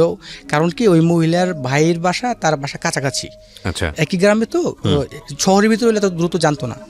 পরে আমি আর ফোন টোন সব, কারণ আমি যদি মোবাইলটা চালু রাখি ওরা কিন্তু মোবাইল ট্র্যাক করে আমাকে ধরে ফেলবে। আমি কিন্তু মোবাইলও চালু রাখতে পারতেছি না, সিম চেঞ্জ করে ফেললাম, সব কিছু চেঞ্জ করে ফেললাম। শুধু তার আগে আমার চাবিটা কোথায় আছে, গাড়িটা কোথায় আছে, আমি এটা সেন্ড করে দিয়ে আমি সব চেঞ্জ করে ফেলছি। তার 3 থেকে 4 দিন পরে ওই ভদ্রলোক এসে গাড়িটা নিয়ে গেছে। কিন্তু মালয়েশিয়ার রুলস অনুযায়ী রাস্তার পাশে গাড়ি পার্কিং বেশিক্ষণ রাখা যাবে না, 6 ঘন্টার উপরে রাখা যাবে না। গাড়িটা যখন ছিল তখন অলরেডি 3 দিন হয়ে গেছে, তখন ডিবিকেল যারা আছেন মালয়েশিয়াতে সবাই জানেন, ডিবিকেল এসে গাড়িটা নিয়ে গেল। গাড়িটা নিয়ে ওদের ইয়াতে রেখে দিছে, ওইটা জরিপানা দিয়ে, কেন সে অবৈধ পার্কিং করে রাখছে, ওই জরিপানা দিয়ে গাড়িটা নিয়ে যেতে হবে। গাড়িটা নিয়ে গেল। এইদিকে আবার আমি যে এসে পড়ছি, আমার বোনের জামাই কিন্তু ওইখানে আছে, ছোট বোনের হাজব্যান্ড, ওকে ধরে নিয়ে গেছে ওরা, যে গাড়ি নিয়ে গেছে, আমার গাড়ি দাও নাহলে তোমাকে মেরে ফেলবো। আপনার ছোট বোনের হাজবেন্ড কি আপনার দেখা দেখি সেও গেছে মালয়েশিয়াতে? না, সে গেছে বৈধভাবে, তখন প্রফেশনাল আছে। আপনি যাওয়ার পরে গেছে? হ্যাঁ, আমি যাওয়ার প্রায় কিছুদিন পরে আমি প্রফেশনালে ওকে আমি নিয়েছিলাম, মানে ভিসা আমিটা মালয়েশিয়া থেকে পাঠাচ্ছিলাম। আচ্ছা, ও আমার কাছেই ছিল। কিন্তু মালয়েশিয়াতে একটা জিনিস আছে যে আমি অপরাধ করলে আমাকে শাস্তি দিবে, আরেকজনকে দেয় না। কিন্তু মনে হয় যে কিছু বাঙালি যারা ওইখানে ছিল এরা হয়তো ওদেরকে এই বুদ্ধিটাই দিচ্ছে যে ও চলে গেছে, তুমি একে ধরো, ধরলে পাবা। এবং আমার ছোটো বোনের হাজবেন্ডকে ধরছে, আটকা ছবি টবি তুলে আমাকে পাঠাইছে, এগুলি আমি দেখছি। কিন্তু আমি যদি যাই, ওকে তো আর মেরে ফেলবে না, আমাকে তো মেরে ফেলবে কনফার্ম। হ্যাঁ, আমি তো যেতে পারবো না। তারপর যাক, হয়তো বা আমার ছোট বোনের হাজবেন্ড মনে হয় বাংলাদেশ টাকা 70-80 হাজার টাকা জরিমানা দিছে। যে টাকাটা ওই যে ডিভিকেলের গাড়িটা নিতে যে টাকাটা লাগছে, যে গাড়ি আনতে এত টাকা জরিমানা লাগছে, আমার এই টাকাটা দাও, পরে দিছে। পরে ওইটা সেটেল হয়ে গেছে, মোটামুটি সেটেল। তারপরে ওই মহিলা আমাকে বিভিন্নভাবে খোঁজার চেষ্টা করছে, ফেসবুকে বিভিন্নভাবে। আমার সাথে আর কোনো যোগাযোগ স্টপ, আর কোনো যোগাযোগ ছিল না, মোটামুটি সব শেষ। বেসিক্যালি বাচ্চা দাও ওই কথাটা এইভাবে না বলে আমার কাছে যেটা মনে হয় যে উনি আপনাকে পছন্দ করতো। তো তারপরে কি হলো? তারপর আমি কেলে অলরেডি ওই চ্যাপ্টারটা ক্লোজ হয়ে গেল। এটা আমার ওই এখান থেকে কেলে আসছে, কেলে এসে পরে এখন আমি সাধারণত যেহেতু আমার ভিসা নেই, এবং আমি সবসময় একটা জিনিস চেষ্টা করতাম যে একটু সেভে থাকতাম, স্যালারি কম হোক, সেভে থাকবো, ধরা পড়লে সমস্যা আমাকে, এই জন্য আমি 8 বছর থাকতে পারছি। কিন্তু লাস্টের দিকে আমি 2 বছর ভিসা লাগাতে পারছিলাম, তার আগে আমি অবৈধ ছিলাম। তখন আমি রেস্টুরেন্টে জব করতাম। আমি মালয়েশিয়াতে যারা জানেন তার কপুচিনো, লাতে, আইস মকা এগুলি আমি সব বানাতে পারি। রেস্টুরেন্টের বার্টেন্ডারের সব কাজগুলি আমি করতে পারি। ওই আপনার কফির উপরে দুধ দিয়ে যে ফুল বানাতে হয়, তারপর লাভ আঁকতে হয়, এই কপুচিনো সবগুলি পারি আমি। রেস্টুরেন্টের কাজগুলি সবগুলি পারি। মানে ওই কাজটা ছেড়ে দিয়ে আপনি রেস্টুরেন্টের কাজে ঢুকলেন? হ্যাঁ, এখন আমি আলাদা একটা দুনিয়াতে চলে এসে, ওইটা ক্লোজ একদম বিয়ে হয়ে গেছে। এখন আমি কেলে এসে বসে করলাম। তো এটা নিয়ে আপনার ওয়াইফের সাথে কি দ্বন্দ্ব হয়েছিল? ওয়াইফের সাথে ওয়াইফ একটু ভুল বোঝাবুঝি করছে আমার সম্বন্ধে। আবার আমার ওয়াইফকে একটু ভুল ইনফরমেশন দিয়েছে যে আমি মনে হয় অ্যাকচুয়ালি চাইতাম সামহাউ ওয়াইফ ওই মহিলার সঙ্গে জড়িত। তখন আমি আমার ওয়াইফকে বোঝানোর চেষ্টা করি, যদি আমি চাইতাম আমি কেন পলায় আসছি বলো, আমি তো এখানে থাকতাম। পুরো ঘটনাটা সে জানতো নাকি আজকে এই ভিডিওর মাধ্যমে জানলো? না, জানতো। এরপর আমি জানাইছি। ওকে, তারপর আমি কেলে কাজ শুরু করলাম। এখন এখানে আমি কিন্তু বেশি মোটা অঙ্কের টাকা মানে প্রতি মাসে বাড়াতে পারতাম না। তার কারণ হচ্ছে আমাকে সেভে থাকতে হবে। যদি আমার পাসপোর্ট থাকতো, আমি হয়তো যদি আমি এই 8টা বছর শুরু থেকে আমি একটা ভালো একটা কোম্পানি, যারা মালয়েশিয়াতে আছেন তারা জানেন, শুরু থেকে একটা ভালো কোম্পানিতে থাকতাম, আমি একটা ভালো লেভেলে চলে যেতে পারতাম, ম্যানেজার পদে বা একটা ইনচার্জ লেভেলে মোটামুটি চলে যেতে পারতাম। কিন্তু আমি দেখা গেছে 2 মাস এই কোম্পানিতে, তারপরে আরেক কোম্পানিতে, অপারেশনের কারণে বিভিন্ন সমস্যার কারণে আমাকে ছেড়ে দিতেছে কাজটা, আমি কন্টিনিউ করতে পারি না, যার কারণে আমি একটু লুকেছিলাম। দেখা গেছে যে এই মাসে প্রচুর অপারেশন চলে, আমি 3 দিন কাজ করলাম না, কাজে না গেলাম, কোম্পানি বাদ দিয়ে দিল, আমাকে আরেকজন লোক নিয়ে নিছে। কিন্তু আমি সেফটিটা আগে আমি চিন্তা করতাম যে আমাকে সেভে থাকতে হবে আগে, কাজ সমস্যা নেই, বাড়িতে হয়তো বা মাঝে মাঝে আমি 2 মাস পর টাকা পাঠাইতাম। কিন্তু আমার ওয়াইফ আমাকে প্রচুর সাপোর্ট দিছে। এই জন্য আমি শুরু থেকে আপনাকে বলছি, আমার ওয়াইফ আমার জন্য পৃথিবীর শ্রেষ্ঠ ওয়াইফ। তারপরে আমি কাজ করতেছি মোটামুটি ভালো স্যালারি আসলো। মাঝখানে আবার অপারেশন পুরো একটা সুযোগ দিল মালয়েশিয়াতে, মাই যে যারা করতে পারে অবৈধ লোক বই দেওয়ার একটা সুযোগ দিল। আচ্ছা। তখন আলহামদুলিল্লাহ খুশি হলাম যে একটা অবৈধ সুযোগ, মোটামুটি ভিসা লেগে আমি বাড়িতে যেতে পারবো। অলরেডি অনেক বছর রেখে যেতে পারতেছি না, মোটামুটি একটা দেশে যাওয়ার সম্ভাবনা। তখন আমি আমার ওয়াইফকে বললাম যে ভিসা লাগানোর জন্য টাকা দরকার, আমি তো বাড়িতে বেশি টাকা দিন, আমার টাকা দাও। আমার ওয়াইফ তখন 40,000 টাকা দিছিল আমাকে। তারপরে আমি 40,000 টাকা আমাকে দিল, আমি ভিসা লাগানোর জন্য অলরেডি টাকা জমা দিচ্ছি একজনের কাছে, সে আমার 4,000 রিঙ্গিত মেরে দিল। মালয়েশিয়াতে এরকম অ্যাভেলেবেল আছে, শত শত বাঙালিরা এরকম মানে এক বাঙালি আরেক বাঙালির ক্ষতি না, করে। সেও বাঙালি, তার বাড়ি ছিল একটাতে, আমি এলাকার নাম বলতে চাই না, যাক অনেক এরা হয়তো ভাইয়া মনে করবে। তখন আমি খুব টেনশনে পড়ে গেলাম, বাড়িতে বলতে পারতেছি না আমার ওয়াইফকে যে টাকা তো মেরে দিচ্ছে। তারপরে আমি আরেকটা রেস্টুরেন্টে জব করলাম, করার পরে ওই বস আমাকে বললো তোমার ভিসা আমি করে দিব, শর্ত হচ্ছে আগামী 5 বছর আমার কোম্পানিতে থাকতে হবে, তুমি আচ্ছা এই শর্তে রাজি হও তাহলে তোমার টাকা পয়সা যা লাগে আমি দিব। আচ্ছা। আমি রাজি হইলাম, কারণ আমার তো কোনো উপায় নেই, কারণ এই সুযোগটা যদি চলে যায় আর তো আমি বৈধ হতে পারবো না। তখন সে আমার 8,000 রিঙ্গিত লাগলো, সে মাইজি সব কিছু কমপ্লিট করে সে অ্যাপ্লাই করলো। মাইজি এটা আবার একটা, যারা মালয়েশিয়াতে আছেন এটা সবাই জানেন যে মাইজি 2বার হয়েছিল। প্রথমবার ছাড়ছিল তখন অলরেডি বাংলাদেশি প্রায় 3 লক্ষ বাংলাদেশের কাছ থেকে 3,000 রিঙ্গিত করে টাকা নিয়ে গেছে, তারপরে ওরা ক্লোজ করে দিল যে আমাদের এই মাইজিটা হবে না। এটা মালয়েশিয়ান সরকার নিয়ে এটা হ্যাঁ, বৈধ করে দেয়। মালয়েশিয়ান তখন এর আগের সরকার থাকা অবস্থা নাজিবুর রাজ্জাক যখন ছিলেন ক্ষমতায় তখন এটা ছিল, এখন তো নতুন সরকার মাহাথির। তো তখন ওই মাইজি কোম্পানিটা আবার ওই নাজিবুর রাজ্জাকের ওয়াইফের কোম্পানি, ওই প্রধান প্রেসিডেন্টের ওয়াইফের কোম্পানি। সে বলছে ওকে তাহলে মাইজি, কিন্তু প্রথমে অলরেডি 3 লক্ষ মানুষ 3,000 রিঙ্গিত করে জমা দিয়ে দিচ্ছে, তাহলে কত টাকা হয়, এগুলো সব মায়ের, এটা হবে না, একটা করতে পারবে না। দেন দ্বিতীয় করে আবার টাকা জমা দিতে হবে। এরপরে আমরা আবার টাকা জমা দিলাম, সবাই দিছে। দ্বিতীয়বারে যারা জমা দেয় তার মধ্যে থেকে মনে হয় 80% লোক পাসপোর্ট পাইছে, ভিসা পাইছে, আর বাকিরা এখনো পর্যন্ত প্রসেসিং। আর যেগুলি এখন বর্তমানে যারা আছে এই সরকার আসার পরে এগুলি সব ক্যান্সেল করে দিছে, মানে যারা হয়নি হুট করতে পারে না এগুলো আর করতে পারবে না, যারা করতে পারছে। আচ্ছা যাই হোক, এগুলো টানাপোড়েন সবসময় চলতেই থাকে। হ্যাঁ, টাকা মার গেল, তারপর টাকা আপনি রাজি হয়ে গেলেন? হ্যাঁ, রাজি হয়ে গেলাম। বসে অলরেডি করতে তারপরে অলরেডি একটা পর্যায়ে মোটামুটিভাবে আমি আমার পাসপোর্টটা পাইলাম, ভিসা লাগিয়ে দিল, পাসপোর্ট পাইলাম। পাসপোর্ট পাওয়ার পরে আমি অলরেডি কাজ করতেছি। এখন বসের টাকা শোধ করতে হবে। আমার ওয়াইফ যে টাকা দিয়েছে ওই টাকা তো মারি খেলাম, সেটা তো বাড়িতে বলতে পারতেছি না। এখন আমার বসের টাকা শোধ করতে হবে, টাকা প্রতি মাসে তার আমার স্যালারিতে টাকা কেটে নেয়, আমি বাড়িতে ওই পরিমাণ টাকা দিতে পারতেছি না। এদিকে আমার বাচ্চার কিন্তু পড়ালেখা খরচ আছে, আর বাংলাদেশের প্রেক্ষাপটে একটা মেয়ে 3টা সন্তানকে নিয়ে কত কষ্ট করে, এখন কিন্তু সবকিছু দাম, সবকিছুই কিন্তু মানে কত যে কষ্ট হবে সেটা আসলে খুব টাফ, একটা ছেলের পক্ষে সম্ভব না, সেক্ষেত্রে একটা মেয়ে। তারপরে সে টাকা কাটে প্রতি মাসে, আমি বাড়িতে টাকা দিতে পারি না। আমার ওয়াইফ চিলি করে যে তুমি টাকা দিতে পারো না কেন, তোমার কি আসলে তুমি কি করো, টাকা কি তুমি মেয়েদের পিছনে খরচ করো না তুমি কি করো, নাকি জুয়া খেলো, কি করো? আমি কিন্তু সত্যি করতে আজ পর্যন্ত সিগারেটও খাই না। তো এইরকম একটা আমি বুঝাইতে পারতেছি না যে এই যাক, এই জন্য বুঝাতে পারি না। ও বলতেছে আমি তোমাকে টাকা দিচ্ছি ভিসা করার জন্য, তুমি আবার কেন টাকা পাঠাও না, তুমি তো ভিসা করছো। কিন্তু বস প্রতি মাসে টাকা কেটে নিচ্ছে। তারপরে কিছু কিছু করে ধরেন 3 মাস পরে 30,000 টাকা দিলাম, আবার 4 মাস পরে 50,000 টাকা দিলাম, এরকম করে দিতেছি আমি। কিন্তু এতে ওদের যে খরচ প্রতি মাসে ওইটা কাভার দিতে পারি না, হয় না। তারপরে শেষ পর্যন্ত মোটামুটিভাবে যখন এটা হইলো, মোটামুটি বসের টাকাটা সুদ হয়ে গেল। বসের টাকাটা সুদ হয়ে যাওয়ার পরে হঠাৎ করে ওই আশেপাশে আবার মালয়েশিয়াতে গত বছর লাস্টের দিকে আপনারা জানেন যে হিন্দুদের একটা ছিল, হিন্দুদের মন্দির ভাঙার ব্যাপারে নিয়ে একটা খুব গন্ডগোল হয়েছে। আপনারা সবাই জানেন এটা হচ্ছে USJ-7 সুবাং জায়াতে। ওই মন্দিরটা ভাঙবে, মন্দির হিন্দু তামিল তাদের ওদেরই কিন্তু আছে, ওরা কিন্তু মালয়েশিয়ান নাগরিক। কিন্তু মালায়রা চাচ্ছে যে কোম্পানিটাও জায়গাটা কিনছিল MCT, যে কোম্পানিটা কিনছে ওই কোম্পানি চাচ্ছিল ওই মন্দিরটা না ভাঙলে তারা বিলটা করতে পারতেছে না। আচ্ছা, সেই সুবাদে ওইটা নিয়ে বিশাল মারামারি।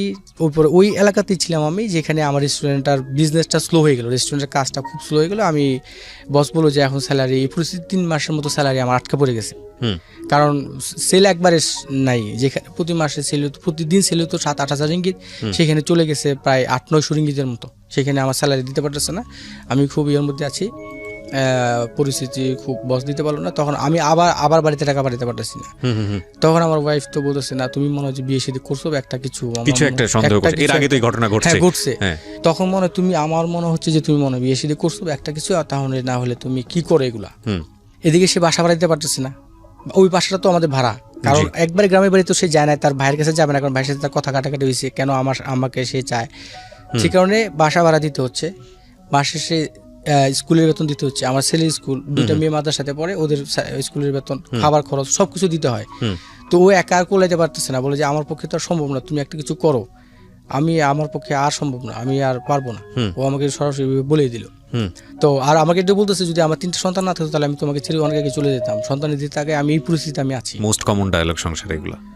হ্যাঁ তখন আমি এগুলো ছিলাম মোস্ট কমন ডায়লগ, সব সংসারই হয়, যদি না হয়ে থাকে তাহলে ওই সংসারের কোনো একটা বিশেষ অন্য কোনো কিছু আছে আর কি। যাই হোক, তারপরে এটা বললো, আমি বুঝছি তো আমি আসলে তুমি যদি আমার জায়গায় থাকতে আমি আসলে তখন ও কিন্তু প্রচুর রাগ করে, আমি চুপ শুধু শুনি, কারণ আচ্ছা। একটা সংসার এটা একদম আমি না ডেফিনেটলি কাউকে না কাউকে চুপ থাকতে হ্যাঁ হয়, নইলে শুনছি এটা একটা এবং বড় আমি তো অনেক ঝামেলা আগে হয়ে যায়। মেনে আসি। যখন আমি রাগ করি ও চুপ থাকে, জি। ও যখন রাগ করে আমি একদম শুধু শুনি, আরো বলো বলো আরো বলো, আমি ওদেরকে হাসাই। তারপরে জাগের পরে আবার কিছুদিন পরে লাস্ট 30,000 টাকা পাঠিয়েছিলাম, আমি লাস্ট আর পাঠাতে পারি না। তারপরে আমি চলে গেলাম আপনার ওইটাতে। পাঠানোর পরে কোম্পানি বন্ধ হয়ে গেলে এখন আমার ওয়াইফ বলতেছে তার কোম্পানি যদি বন্ধ হয়ে যায় তুমি একটা কাজ করো, আমার আবার একটা আমার ওয়াইফের বড় বোনের হাজবেন্ড থাকে আবার আরেকটা জায়গাতে, বলছে তুমি ওইখানে চলে যাও, সে কাজ দিবে। আমি বলছি আমার বসের কাছে কিন্তু পাসপোর্ট, তার কাছে কিন্তু আমি কিন্তু এগুলো সব জমা দিতে হয়েছে। হ্যাঁ কারণ টাকা বাকি রয়েছে না, টাকা দিলে সে পাসপোর্ট দিবে আমাকে, আমি কিভাবে যাবো? বস যদি আমি যদি টাকা শোধ না করি সে পাসপোর্ট দিবে না আমাকে, আবার এদিকে স্যালারিও দিচ্ছে না, কাজ সেলস কমে গেছে। এখন আমি জিজ্ঞাসা করলাম আমি কি যাবো ওইভাবে? বলছে হ্যাঁ তুমি যাও, কারণ পরিস্থিতি খুব খারাপ, তুমি ওইভাবে যাও, কারণ বস কিন্তু পাসপোর্ট দিবে না। বলছে না দিলেও কিছু করার নাই, তুমি যাও ওইখানে। পরে আমি চলে গেলাম ওইখান থেকে আমার বাইরের কাছে। আচ্ছা উনিও কিন্তু অবৈধ, ওনার কিন্তু পাসপোর্ট নেই। আচ্ছা। তো যাই হোক এখন পরে ওনার কাছে গেলাম, ওনার কাছে যাওয়ার পরে যেভাবে এরপরে একটা ওইখানে আমি যেখানে যাই আবার দ্রুত কাজ ম্যানেজ করে ফেলতে পারি, কারণ রেস্টুরেন্টের কাজ জানি তো, ভাষা জানি, সমস্যা হয় না। ওইখানে যে একটা জব করলাম, একটা রেস্টুরেন্টের কাজ শুরু করে দিয়েছি, 4-5 দিন হয়েছে। এখন আমাকে তো পাসপোর্ট পেতে হবে, পাসপোর্ট পাওয়ার আরেকটা ওয়ে আছে, সেটা হচ্ছে আমি এখন যদি থানাতে জিডি করে আমি যদি ইমিগ্রেশনে জমা দিই যে আমার পাসপোর্টটা হারাই গেছে, দেন ওরা আমাকে নতুন করে আরেকটা ভিসা লাগে একটা পাসপোর্ট দিবে, একটা ভিসা আমাকে, কারণ আমার পাসপোর্ট আমার পাওয়ার আমার অধিকার আছে যদি বসে পুলিশ রিপোর্ট না করে থাকে। যদি বলে বসে পুলিশ রিপোর্ট করে, মালয়েশিয়াতে সবাই জানে যদি বস পুলিশ রিপোর্ট করে যে আমি পলাতক, তাহলে মালয়েশিয়াতে আমার কোনো দিনও ভিসা লাগানো সম্ভব না। আচ্ছা। তো সেক্ষেত্রে বসটা ভালো, বসের সাথে যোগাযোগ হয়েছে আমার। আমি বলছি বস আমি কিছুদিনের জন্য বাইরে এসেছি, আমি আবার আসবো, ব্যবসাটা রানিং হয়ে আমি আসবো। পাসপোর্ট দিয়ে সে দিল না, পাসপোর্ট রয়ে গেছে। এখন আমি যাব থানায় পুলিশ রিপোর্ট করতে যে আমার পাসপোর্ট হারায় গেছে, তোমরা আমাকে একটা পাসপোর্ট দাও। সেই ক্ষেত্রে আমাকে আগে যেতে হবে বাংলাদেশ হাই কমিশনার আপনার আমপাং, ওইখানে গিয়ে আমাকে একটা পাসপোর্ট বানাইতে হবে। আচ্ছা। পাসপোর্ট বানাই দেন মালয়েশিয়াতে আমপাং এলআরটি 2টা এম্বাসি আছে, পুরানটা হচ্ছে এক জায়গাতে, আর যে নতুন সেটা আছে আমপাং রেল স্টেশনের থেকে 5 মিনিট সময় লাগে। এখানে পাসপোর্ট জমা নেয় এবং পাসপোর্ট ডেলিভারি দেয়। আমি বর্তমানে আমাদের প্রধানমন্ত্রী শেখ হাসিনাকে ধন্যবাদ জানাই যে মালয়েশিয়াতে 2টা এম্বাসি করে দিছে আমাদের জন্য। আগে খুব কষ্ট হইতো, এখন 2টা এম্বাসি হওয়াতে পাসপোর্ট ডেলিভারিটা দ্রুত পাই আমরা, এবং এটা খুব ভালো হয়েছে এবং খুব সার্ভিসটা খুব ভালো। সেক্ষেত্রে আমি গেছি এম্বাসিতে, যাওয়ার পরে আমার পাসপোর্টটা আমি করব। যখন আমি এম্বাসিতে যাওয়ার আগে 2টা আরো বাঙালি ছিল আমাদের গ্রামের বাড়ির। এরা বলতেছে ভাই আমরা তো ভাষা জানি না, আপনি তো ভালো বুঝেন, একটু দয়া করে আমাদেরকে আপনার সাথে নিয়ে যান, গেলে আমাদের পাসপোর্টটা হবে, আমরা দেশে চলে যাব। 5 বছর হয়ে গেছে, 5 বছরই অবৈধ, পাসপোর্ট কোনো কিছুই নেই। আর নৌকাতে গেছিল, নৌকা যোগে। ওকে। তখন আমি চিন্তা করলাম যে আসলে এরা গরিব মানুষ, আমিও দেখলাম যে এরা আসলে ভাষা বুঝে না, আমি না নিয়ে গেলে। তখন আমার বাইরে কিন্তু বলছে যে ওদেরকে নেওয়ার দরকার নাই, আপনি যান, ওদেরকে নিলে আপনি আবার ওদের জন্য আপনি বিপদে পড়বেন। তখন আমার এইরকম ছোট্ট একটা দাঁড়িয়ে ছিল, সেম কিবরে ভাইয়ের মতোই ছিল। তো যার কারণে ওরা মালাই মনে করতো, পুলিশ আমাকে ডিস্টার্ব করতো, দেখলে মনে করতো মালাইয়ের মতো, ওরা ভাবতো বাঙালি হিসেবে। সাধারণত এরা করতো না, আমাকে ডিস্টার্ব করতো না। আচ্ছা আচ্ছা। আমি অনায়াসে চলতে পারতাম, ফিরতে পারতাম। পরে আমি ওদেরকে নিলাম, চলেন যাই। ওরাও টাকা নিয়ে নিছে, পাসপোর্ট সব করবে, এম্বাসিতে যাবো আমরা। নিলাম, এম্বাসিতে যাওয়ার পরে ওরা ওদের পাসপোর্ট নাম্বারটা পর্যন্ত মুখস্থ নাই।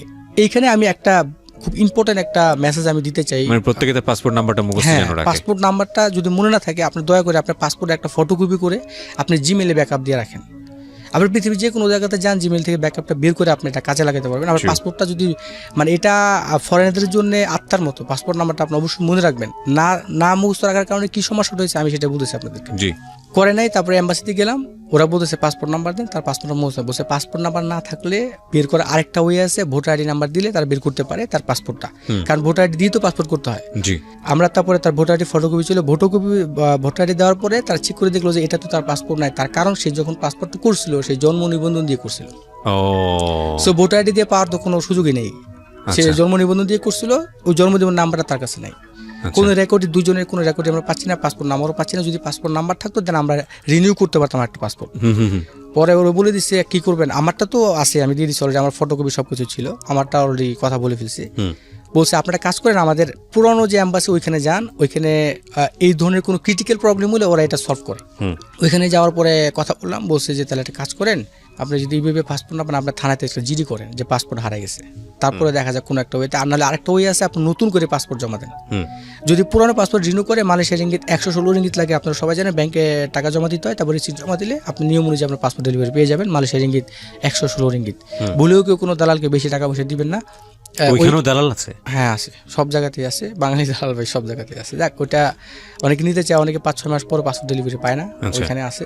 কিন্তু যারা আসলে এটা কারা দালালটা ধরে, যারা আসলে অ্যাকচুয়ালি গ্রাম থেকে, আমরা যারা বাংলাদেশি ভাইরা যারা গ্রাম থেকে, তারা তো বুঝে না, তারা চিন্তা করে একটা হ্যারাসমেন্ট, আবার একদিন কাজ পালা গেলে তার 101 দিনের স্যালারি চলে যায়, 2-3 দিন জিতে হয় তো দালালকে দিয়ে দেয়। আচ্ছা আচ্ছা। নর্মালি শুধু 116 রিঙ্গিত হলে আপনি পাসপোর্ট করতে পারবেন, সরকারি ফি আর কি যেটা। ওকে, যাই হোক, তারপর পরে ওইখানে নিয়ে গেলাম, যাওয়ার পর বলছে আপনি যেহেতু নাই, আপনি কাজ করেন, পুলিশ রিপোর্ট করে আমাদেরকে দেন, আমরা যে কোনোভাবে, এটা নতুন নতুন রুলস হচ্ছে মালয়েশিয়া যে আপনাকে পুলিশ রিপোর্ট করতে হবে যদি পাসপোর্ট হারানো যায়, তাছাড়া আমরা কোনো পদক্ষেপ নিতে পারবো না। এখন আমি চিন্তা করলাম পুলিশ রিপোর্ট করতে হবে, ওকে ডান, তোমরা কি রাজি আছো? হ্যাঁ আমরা রাজি আছি পুলিশ রিপোর্ট করতে। আমরা তোমাদের যে পাসপোর্ট নাই, থানাতে গেলে যদি তোমাদেরকে ধরে ফেলে তাহলে তো আমি আবার তোমাদের জন্য আমি পূর্ব বিপদে। কিন্তু আমার একটা কনফিডেন্স ছিল, এর আগে আমার পাসপোর্ট হারাইছে, আমি কয়েকবার থানাতে গেছি, পুলিশ রিপোর্টও করছি, সমস্যা হয় না। কিন্তু ফেব্রুয়ারি মাস, এই 2019-এর ফেব্রুয়ারি থেকে মালয়েশিয়া সরকার নতুন একটা নিয়ম করছে যে পুলিশ রিপোর্ট করতে গেলে আপনাকে স্টেটমেন্ট দিতে হবে, কী কারণে পাসপোর্ট হারালো, কোথায় হারালো। আগে গেলে 50 রিঙ্গিত দিলে, 100 রিঙ্গিত দিলে ওরা জাস্ট দেখতো না, পাসপোর্ট হারাইছে লিখে একটা পুলিশ রিপোর্ট করে দিত, শেষ, জাস্ট একটা করে দিত, ওইটা দিয়ে আমরা কাজ চালাতে পারতাম। 6 মাস পর্যন্ত পুলিশ আর ধরবে না ওই পুলিশ রিপোর্টটা থাকলে। ওকে, 6 মাস চলতে পারবে। থানাতে গেছি, এই থানাতে গেছি আমরা পুটুপাসার 18, সেই ডেটটা হচ্ছে 18 ফেব্রুয়ারি 2019 সকালবেলা আমরা ওখান থেকে গেলাম। থানাতে যাওয়ার পরে ওরা অলরেডি থানাতে ভিতরে ঢুকলাম, সালাম দিলাম, আসসালামু আলাইকুম তুয়ান, সাইনা বুয়াট রিপোর্ট পুলিশ, পাসপোর্ট ডাহিলাম, আমার পাসপোর্ট হারা গেছে, আমি পুলিশ রিপোর্ট করবো। বলছে ওকে, কালা ইউনা বুয়াট পুলিশ ইউপিগি জুম্পা ডাঙ্গান তুয়ান বাকি স্টেটমেন্ট দুলু, স্টেটমেন্ট দিতে হবে তোমাকে আগে, তারপর তুমি পুলিশ রিপোর্ট করতে পারো। তারপর আমাদের 3 কার্ড দিয়ে দিল, ভিজিটর হিসেবে যে কার্ডগুলি দেয় আর কি। তারপর আমরা একদম, এটাকে বলা হয় আপনার অনেক বড় সিনিয়র অফিসার আর কি, আমি নামটা আসলে ভুলে গেছি, যাক ওনার কাছে পাঠালো 3 তলায়, পুটুপাসারের যে থানাটা আছে, বালাই অর্থ হচ্ছে থানা, 3 তলায় আমরা গেলাম। 3 তলায় যাওয়ার পরে দেখলাম যে ওরা যে রুম নাম্বারটা দিচ্ছিল ওই রুম নাম্বারে কোনো লোক নাই। তারপর 3-4টা রুম ঘুরলাম, লাস্টে একটা রুমে পাইলাম, দেখলাম যে উনি সিনিয়র পুলিশ অফিসার বসে রয়েছে, খুব সম্ভবত গতকালকে রাত্রে ওনার ডিউটি ছিল, উনি খুব ঘুম ভাব, চোখে ঘুম নিয়ে বসে রয়েছে। আমি গেলাম পরে সালাম দিলাম, আসসালামু আলাইকুম তুয়ান, apa kabar tuan, saya nak buat police report sebab ini saya punya abang magam, dia orang ada masalah sikit, pasport dah hilang. Macam mana hilang? Pasport dah hilang dengan itu LRT Pudupasar, মানে আমরা ট্রেনে আসতেছিলাম, train থেকে পাসপোর্টটা একটা তো বলতে হবে। আর police report করার নিয়ম হচ্ছে বাংলাদেশেও একই নিয়ম, যেইখানে পাসপোর্টটা হারায়, যেই থানার আন্ডারে আশেপাশে, ওই থানাতে আপনাকে পুলিশ রিপোর্টটা করতে হয়। তখন আমরাও বললাম যে আমাদের এখানে পাসপোর্টটা হারাইছে, এই কারণে আমরা এই বালাইতে আসছি, এই পুলিশ স্টেশনে আসছি।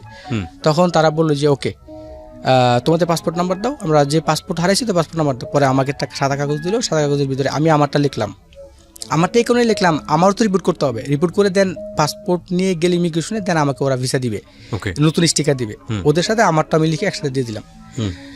তখন আমি ওদেরকে আগে থেকে বাড়ি থেকে বলে রাখছিলাম যদি টাকা পয়সা লাগে, 50 টাকা যদি লাগে তাহলে তাও আমরা দিয়ে, এখানে ঝামেলা করতে চাই না, তোমরা দিও, টাকা চালিয়ে দিও। ওরাও রেডি আছে, এক পায়ে রাজি। কথাটা বলার পরে ওই রুমের পাশেই আবার পুলিশদের একটা বড় মিটিং চলতেছে। ওই অফিসার বলতেছে যে এই অফিসারটা আবার কীভাবে রিপোর্টটা করে সে ভালো জানে না, যে পাসপোর্ট হারালে কীভাবে করতে হবে। সে শুধু জিজ্ঞাসা করতেছে যে সে কোথা থেকে হারাইছে, করতে করতে মোটামুটি 10 মিনিট চলে গেল। তারপরে ওই পুলিশদের যে বড় অফিসার, ওদের মিটিং শেষ হইলে পরে ওনার বড় যে স্যার উনি আসছে পরে তাকে জিজ্ঞাসা করতেছে স্যারকে যে স্যার এই যে একটা প্রবলেম হয়েছে, পুলিশ রিপোর্ট যে করবে আমাদের অ্যাড্রেস দিতে পারতেছি না। তার কারণ কি, ওরা তো কাজ করে কনস্ট্রাকশনে, ওরা কাজ করতেছিল, তখন একটা মসজিদে কাজ করতেছিল। আর আপনারা জানেন যারা মালয়েশিয়াতে যারা আছেন, যারা কনস্ট্রাকশনে কাজ করে, যেখানে কাজ করে ওইখানে রুম বানায়, কোন যাকে বলে ওইখানে বানায় থাকতে হয়, এটা হচ্ছে নিয়ম মালয়েশিয়ার। ওরা ওইখানে বানায়, ওইখানে থাকে। এখন আমরা যখন ঠিকানা লিখতেছি, ওই মসজিদের ঠিকানা লিখতেছি, তখন বলছে পুলিশ রিপোর্টে তোমরা মসজিদে থাকো, এটা কি সম্ভব নাকি, এটা কোনো হয়, তোমাকে একটা বাসার ঠিকানা দিতে হবে। পরে এই ব্যাপারটা নিয়ে আলোচনা করার জন্য ওই ডিসিকে ডাকলো যে স্যার এটা কীভাবে সলিউশন করবো, কীভাবে লিখবো পুলিশ রিপোর্ট, আমি বুঝতে পারছি না, আপনি একটু দেখেন তো। এখন ওই পুলিশ অফিসার আবার এখন নতুন যে আইন, সেই আইন অনুযায়ী সে তার কাজ চালালো। সে কী করলো, আগে ফোন দেবে ইমিগ্রেশনে, মানে আমাদের অলরেডি একটা ইয়াতে চলে যাচ্ছে আর কি, আমরা বিপদে পড়তেছি আর কি। ইমিগ্রেশনে ফোন দিয়েছে, সে ফোন দিয়েছে ইমিগ্রেশনে যে আগে আমাদের পাসপোর্ট ভ্যালিড আছে কিনা, ভিসা আছে কিনা, পুলিশ রিপোর্ট করতে পারবো কার জন্য, যেমন আমার আইসি হারাই গেছে, আমার ভোটার আইডি হারাইছে, আমি রিপোর্ট করবো, ভোটার যদি নাই থাকে রিপোর্ট করে লাভ কি, তার মানে টোটালটা আমি ভুয়া না। তারপরে ও ফোন দিয়েছে ইমিগ্রেশনে, আমারটা ঠিক আছে অলরেডি, কারণ আমার পাসপোর্ট নতুন যে পাসপোর্ট সেটা পাই নাই, পুরান পাসপোর্টের নাম্বারটা ছিল, ফটোকপিটা ছিল, ওটা দিচ্ছি, ওটা দিয়ে কিন্তু পাই নাই, নতুনটা দিলে কিন্তু পাইতো, আমার কাছে পুরানটা ফটোকপি ছিল। আচ্ছা, পুরানো দিচ্ছে পরে আমারটা পায় না, আরেকটা ছিল ও বলছে ওর ওভার স্টে, ওর ডেট ওভার হয়ে গেছে, আর ওই পুলিশ ভাবছে আমি মনে হয় ওদের দালাল, কারণ ওরা কিন্তু চুপ, ভাষা জানে না, সব কথা আমি বলতেছি। আচ্ছা, এখন পুলিশের চোখে ওরা ভাবতেছে আমি মনে হয় খুব সম্ভবত দালাল, ওদেরকে আমি হেল্প করতেছি, ওদের কাছে টাকা পয়সা খাবো এরকম একটা কিছু। ওকে, ওরা আমাদেরকে কিচ্ছু বললো না, আস্তে করে নিশ্চিত পুলিশ বালায় ফোন দিল, পুলিশ আসলো, ওরা কিন্তু ইমিগ্রেশন চেক করে ফেলছে যে আমাদের কারোর ভিসা নাই। হ্যাঁ, কারণ অ্যাকচুয়ালি সত্যিকার কথা আমি ওটা স্বীকার করেছি, ওদের কিন্তু পাসপোর্ট নাম্বার নাই, কারণ আমরা এম্বাসিতে যখন গেছি পাসপোর্ট দিতে পারি না, ওরা বানায় টানে একটা নাম্বার দিচ্ছে আমাকে, ওরাও এখানে আমার সাথে একটা ইয়ে করছে, তো ওই নাম্বারে তো পাসপোর্ট একটা দিলেই কি হইলো, মালয়েশিয়া ওরা কি এত বোকা নাকি যে দিলে একটা নাম্বার দিলে ওরা পেয়ে যাবে। পরে যাই হোক পুলিশ আসলো, আসতে করে আমাদেরকে তিনজনকে অ্যারেস্ট করে ফেললো, অ্যারেস্ট করে বালাইতে তখন আমি ওদের সাথে সেটেল করার চিন্তা ভাবনা করেছিলাম যে কোনোভাবে এটা সেটেল করা যায় কিনা, তখন আমি তোয়ান মা বলে সেটেল সেবাব কিতাবুন চানি মাকান। তারপরে বললাম যে দেখ, পুলিশে বুঝিয়ে বললাম দেখো আমি যেহেতু ইচ্ছা করে আসছে বালাইতে, মালয়েশিয়ার একটা ইয়ে আছে, যদি কোনো লোক ইচ্ছে করে পুলিশ ইয়াতে যায় বা ইমিগ্রেশনে যায় ওরা রেসপেক্ট করে ওদেরকে অ্যারেস্ট করে না, যদি ইচ্ছা করতে যায় যে ইচ্ছা করে যেহেতু আসে দেখি সলিউশন করা যায় কিনা। কিন্তু ওরা ওদের দেশে আমরা অলরেডি টিপু মানে মিথ্যা কথা বলছি ওদের সাথে, আমরা এই করছি। তখন ওই অফিসার তখন আবার মালয়েশিয়াতে একটা ইয়ে চলতেছিল যে বেশি অপরাধী ধরতে পারলে র্যাঙ্ক বাড়ে, প্রতি বছর একটা সময় দেয়, ওই তখন এই সুযোগটা ওরা নিচ্ছে। আমরা ওদের সাথে কন্ট্যাক্ট করছিলাম যে এক একজনে আমরা 5,000 রিঙ্গিত করে দিব, তারপরে ওরা এটা করে নাই, রাজি হয়নি অলরেডি বালায় ভিতরে দিয়ে দিছে। এখন আমি চিন্তা করতেছি এত বছর আমি মালয়েশিয়াতে আছি, আমি যদি এটা ফোন করে আমার আত্মীয় স্বজনরা জানাই, আমার বাইরে যে আমি থালাতে এসে ধরা গেছি, তাহলে ওরা আমাকে বোকা বলবে, কাউকে জানাইতেছি না, বলবে যে এত বছর পরে আপনি এই বোকামিটা করলেন আমার সাথে। আরো 2 বছর পরের একটা ঘটনা এটা, এই যে এই লাস্ট ফেব্রুয়ারি 2018 তার মানে আপনি 6-7 বছর থাকার পরে ঘটনা এটা লাস্টে, আমি যখন পাসপোর্টে এই লাস্টের দিনে 18 যেদিন ইয়া হলো 18 ফেব্রুয়ারি 2019 ঘটনা এটা। ওকে, তারপরে ওরা অলরেডি পুলিশ এসে আমাদেরকে নিচে বালাইতে পুলিশ নিয়ে গেল, নিয়ে যাওয়ার পর ওরা অলরেডি রিপোর্ট মানে পুলিশ স্টেটমেন্ট নিচ্ছে, আমাদেরকে লিখবে, ওরা আমাদের নামে কেস করবে, অলরেডি আমরা এটা করবে। আপনি চিন্তা করছিলেন বাড়িতে জানালে বাড়িতে বলতে আমাদের ইয়াতে না, আমাদের মালয়েশিয়াতে আমার যারা আত্মীয় স্বজন আছে এদেরকে জানাইলে হয়তো এরা ভাববে যে ফান করতেছে বা তুমি এত চালাক মানুষ, তোমার ভিসা সবকিছু আছে, তুমি কিভাবে ধরা খাও, এটা ওরা বিশ্বাস করবে না। ফোন কাউকে দিচ্ছি না, ওদেরকে ফোন করতে দিচ্ছি না, ওদের আত্মীয় স্বজন আছে, ওদের আত্মীয় স্বজন একদম থানা থেকে খুব কাছে আছে, খুব কাছাকাছি, বললে ওরা আসতে পারতো। প্রথমে জানাই দিচ্ছি না, আমরা ভাবতেছি হয়তো সেটেল করা যাবে। পুলিশ কিন্তু আমাকে বলছিল যে নান্তি সাহেব বলে সেটেল, যে পরে আমরা এটা সেটেল করবো, তুমি টেনশন করো না, হ্যাঁ ব্যবস্থা করবো। তো ওরা আশায় ছিলাম যে একটা কিছু করবে। একটা বছর যখন দেখলাম যে ওরা অলরেডি খাতা সবকিছু বের করে আমাদের পুলিশ রিপোর্ট করতেছে, লিখতেছে, তখন বললাম যে আর মনে হবে না, সেটেল আর হবে না। তখন ফোন দিতে বাধ্য হলো আমাকে, আমরা ফোন দিলাম। তখন আমার সাথে যে ছেলেটা ছিল ওর আবার এক আত্মীয় থাকে পাশেই, 2 মিনিটের রাস্তা, ফোন দিছে, পরে ও আসছে, কিন্তু ততক্ষণে কিন্তু পুলিশ রিপোর্ট হয়ে গেছে অলরেডি। যদি না হইতো তার আগে যদি ও ফোন দিত তাহলে এসে আমাদের ওখান থেকেই একটা ম্যানেজ করতে পারতো। তারপরে অলরেডি পুলিশ রিপোর্ট সব কিছু করে গেছে, ও লোকটা আসছে, আইসা বললো যে এখন তো পুলিশ রিপোর্ট হয়ে গেছে, তোমাদেরকে আমরা ছেড়াতে পারবো না, তোমাদেরকে পুলিশ লকআপে নিয়ে যাবে জিংজাং, মালয়েশিয়াতে যারা আছেন সবাই জানেন, পুটুপাসারের আশেপাশে এরিয়াটা হচ্ছে জিংজাং, ওইখানে জিংজাং নিয়ে গেছে আমাদেরকে, জিংজাং রাখলো। আর আমাদের যে লোকের সাথে কথা সে বলছে যে তোমাদের 14 তারিখে কোর্টে তুলবে, 14 দিন পরে কোর্টের থেকে তোমাদেরকে আমরা উকিলের মাধ্যমে বের করতে পারবো, এছাড়া আর কোনো ওয়ে নেই। আচ্ছা, এটা হচ্ছে এখনকার ইয়া। তারপরে আমরা ছিলাম 18 তারিখ থেকে 14 দিন পরে আমাদের 3 তারিখে তোলার কথা ছিল কোর্টে, কিন্তু আপনার 29 তারিখে তুলে ফেলছিল কোর্টে। মানে ওই সময়টাতে আপনাকে কিভাবে রেখেছে? বাংলাদেশে যেরকম লকআপে রাখে ভাবে, পুলিশ লকআপ আলাদা ড্রেস। কিন্তু ওই সময়টায় যখন এখানে কিছু এই মেসেজগুলি ভেরি ইম্পর্টেন্ট, এই মেসেজগুলোর জন্য আমি ভুলে যাচ্ছিলাম যে পুলিশ ধরা পড়ার পর থেকে যদি আপনি পুলিশের কাছে থানাতে মোবাইল টাকা পয়সা দিয়ে দেন তাহলে কিন্তু ওরা সব নিয়ে নেবে। এটা বাঙালি ভাইদের জন্য ভেরি ইম্পর্টেন্ট। অনেক বাঙালি মোবাইল টাকা পয়সা সব হারিয়ে ফেলছে। ওরা পুলিশ রিপোর্টটা যখন করবে তখন আপনি পুলিশ রিপোর্টের সব ডিটেলস লিখবেন যে এত ডলার বা এত টাকা আপনার কাছে আছে, এত রিঙ্গিত আছে, এই মোবাইলের মডেল নাম্বার এত, সব লিখবেন। তাহলে এগুলো সব আপনি কোর্টে গেলে ফেরত পাবেন, ফেরত দিতে বাধ্য। আপনার রেকর্ড আছে, যদি রেকর্ড ছাড়া কোনো পুলিশকে দিয়ে দেন তাহলে ওরা মেরে দিবে, কিছুই আপনি পাবেন না। আচ্ছা, এরকম শত শত প্রমাণ আমি আরও সামনে বলবো, আপনাদেরকে শেয়ার করবো। তারপরে আমাদেরকে জিঞ্জিয়া নিয়ে গেলো, আমাদের রেকর্ড করছে। আমার কাছে মালয়েশিয়া রিঙ্গিত ছিল 450, থাইল্যান্ডের বাত ছিল 20 বাত, আর আমার কাছে 2টা ব্যাংকের কার্ড ছিল। আমার মালয়েশিয়ার 2টা ব্যাংকের অ্যাকাউন্ট আছে, 2টা ব্যাংকের কার্ড ছিল, মাই ব্যাংক আর সিএমবি ব্যাংক, 2টা ব্যাংকের কার্ড, ভিসা কার্ড ছিল, সব কিছুই। আর আমার মোবাইল ছিল, সব কিছু লেখা ছিল, সব একসাথে সুন্দরভাবে। আর কিছু পয়সা টসা ছিল, এগুলো সব কিছু লিখছে। আর ওদের যা যা ছিল সবই লিখছে, সব কিছু লিখে আমাদেরকে লকআপে দিয়ে দিয়েছে। এবং লকআপে যাওয়ার পরে পুলিশ আমাদেরকে বলেছে যে তোরা তো আসছো, তোরা কি খাবি কিছু? আমি বলছি যে সরকারে যা দেয় তাই খাবো। বলছে না, যদি কারণ প্রথম তো ভাবছি যে এত কষ্ট কী করবো, হ্যাঁ ঠিক আছে আমরা খাবো। 100 রিঙ্গিত করে ওরা নিবে, আমাদের 3 জনকে খাবার দিবে, মানে একটু ভালো ভালো খাবার দিবে আর কি। প্রথম তো 100 রিঙ্গিতের কথা বলছে, কিন্তু এখানেও পুলিশ আমাদের সাথে চিট করছে। 100 রিঙ্গিত কথা ছিল একজনের, কিন্তু 3 জনের কাছ থেকে 300 রিঙ্গিত নিচ্ছে। আচ্ছা, 100 টাকার কথা কন্ট্যাক্ট করছে ওদের সাথে, ওরা প্রত্যেকজনের কাছ থেকে 100 করে। পরে যখন আমরা বেরোছি তখন দেখছি, যখন আমরা কোর্টে যাবো তখন টাকা ফেরত দেওয়ার সময় আমরা গুনে দেখি যে পরিস্থিতি। ওকে। তারপর লকআপে আমাদের 3 জনের 3 নাসি গোরিং আইয়াম দিল, মালয়েশিয়ান ভাইরা জানেন সবাই, নাসি গোরিং আইয়াম আমাদেরকে দিল, আর 1 প্যাকেট সিগারেট দিল, আর একটা পানির বোতল দিল। এই 300 রিঙ্গিত শেষ। আমরা খাইলাম, খাওয়ার পরে মোটামুটিভাবে আমাদের কিন্তু ওই সময় কিন্তু আমাদের ড্রেস সব নিয়ে নিছে। লকআপ পুলিশের একটা ড্রেস দিল, পিছনে লেখা পুলিশ লকআপ, আর একটা শর্ট প্যান্ট দিল। এটাই আমাদের 3 জনের ড্রেস। আমরা লকআপে আছি। লকআপের খাবার, লকআপের কি পরিস্থিতি সেটা আপনারা যারা লকআপে গেছেন বা এটা জানেন, যারা যায়নি তাদের তো জানা উচিত। হ্যাঁ, যারা জানি তারা লকআপের ভিতরে সকালবেলা আপনাকে দিবে একটা রুটি, একটা পানি, এটা সিরাপ দিবে, সিরাপ আইস না, সিরাপ পানাস দিবে, আর একটা রুটি দিবে। দুপুরে দিবে আপনার প্লাস্টিকে পেঁচানো অল্প কটা ভাত, একটা মাছ আর একটা পানি। এই আর বিকাল 4টা-5টার দিকে ওই একই, মানে এইভাবে দিবে ওরা খাবারটা, এইভাবে দেয়। জায়গাটা কেমন থাকার মতো? জায়গাটা হচ্ছে, এটা একটা রুমের ভিতরে থাকতে পারে সর্বোচ্চ আপনার 12 জনের মতো, মানে ফ্লোর থেকে একটু উঁচা করে কাঠ দিয়ে করছে, এখানে শুয়ে থেকে আমরা সবাই। আর আমাদের রুম নাম্বার ছিল 05 লকআপের ভিতরে, পুলিশ লকআপ। আমি প্রত্যেকটা নাম্বার এই জন্য বলবো যে কি পরবর্তীতে গেলে তারা সহজে চিনবেন, এবং এটা অ্যাপ্রুভ করার জন্য, এটা এই জন্য আমি সব সহ করে বলতেছি।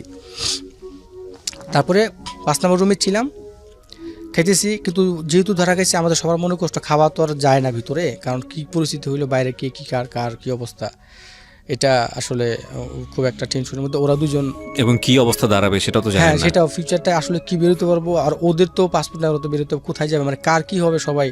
ওরা আমাকে দোষারোপ করতেছে, আমি ওদেরকে দোষারোপ করতেছি। আমি আশা করি ওরা আমার ভিডিও, তোমরা আমাদের ভিডিওটা দেখবা, নাজির এবং সেলিম, তোমরা আমাকে অনেক করছো। তো যাই হোক, ওরা আমাকে দোষ করেছে যে আপনার কারণে ভাই আমরা ধরা গেছি। আমি বলতেছি তোমাদেরকে না দিলে তো আমি ধরা খাইতাম না, আমার তো পাসপোর্ট বিষয় সবই ছিল। তারপরে ওরা বলতেছে যাক, ওগুলি কথা বলেন আপনার কপালে ছিল, আপনাকে দালাল মনে করে অ্যারেস্ট করেছে। হ্যাঁ, পুলিশ এটা মনে করছে, কিন্তু আমার কেসটা কিন্তু দালালের কেস দেয় না, আমাকে পাসপোর্টের সেম কেসই দিয়েছে।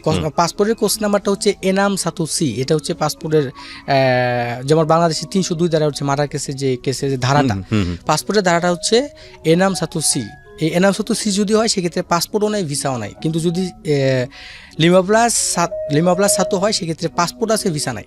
এই পাসপোর্ট আছে, ভিসা নাই, পাসপোর্ট নাই, ভিসা নাই, সেক্ষেত্রেও কিন্তু আলাদা আলাদা আইন কোডে, সেটাও আমি সামনে আসতেছি, ডিটেলস বলবো। আপনাদের জন্য সুবিধা হবে এইটাই, যদি আপনারা কোনো ভাইরা পরবর্তীতে ধরা খান, যদি এইভাবে চলেন তাহলে আপনাদের জন্য ইজি হবে বেরোতে। আর ক্যাম্পের ভিতরে বা পরবর্তী স্টেপে আমি এই জিনিসগুলো ক্লিয়ার করে দিতেছি। পরে ওরা আমাকে 9 দিন পরে ডাকছে, কোর্টে ডাকছে, যেহেতু আমাদের লয়ার আছে, আমাদের লোক আছে, লয়ার আছে। 9 দিন পরে আমাদেরকে ডাকছে, সবার নাম ডাকছে, এরকম ওকে আসো। কোর্টে আমাদেরকে নিয়ে গেলো। যেই পুলিশ SI ধরছিল আমাদেরকে, এটাকে আইও বলে মালয়েশিয়ার ভাষায়, আইও আর কি। এটা তো আমাদের এখানে তো আইও বলে, আইও ইনভেস্টিগেশন অফিসার। হ্যাঁ, আইও আমাকে নিয়ে গেলো, কোর্টে তুললো আমাদেরকে। কোর্ট আমাদের হচ্ছে কোর্ট নাম হচ্ছে জালানদুতা, আপনারা সবাই জানেন জালানদুতা। আরেকটা নাম আছে কুয়ালালামপুর, মাকামা কুয়ালালামপুর, এবং কুয়ালালামপুর সবচেয়ে বড় মাকামা, ওইখানে নিয়ে গেলো। আমাদের কোর্ট নাম্বার ছিল 2, জালানদুতা 2 তালাতে ছিল আমাদের মাকামাটা। হ্যাঁ, এই কোর্টের ভিতরে যাওয়ার পরে অনেকের মোবাইল, টাকা পয়সা মিসিং হয়। কী কারণে মিসিং হয় সেই জিনিসটা আমি ক্লিয়ার করে দেবো। আপনারা যারা যদি যান, আমি দোয়া করি কেউ না যান, যদি যান তাহলে এটা শেয়ার থাকলে আপনাদের টাকা পয়সা হারাবে না। কোর্টে যাওয়ার পরে আপনারা কোর্টে তোলার আগে আমাদেরকে একটা সোজা দেখবেন যে কোর্টের ভিতরে দোতলাতে সোজা নিয়ে ওখানে সবাইকে আগে রাখবে।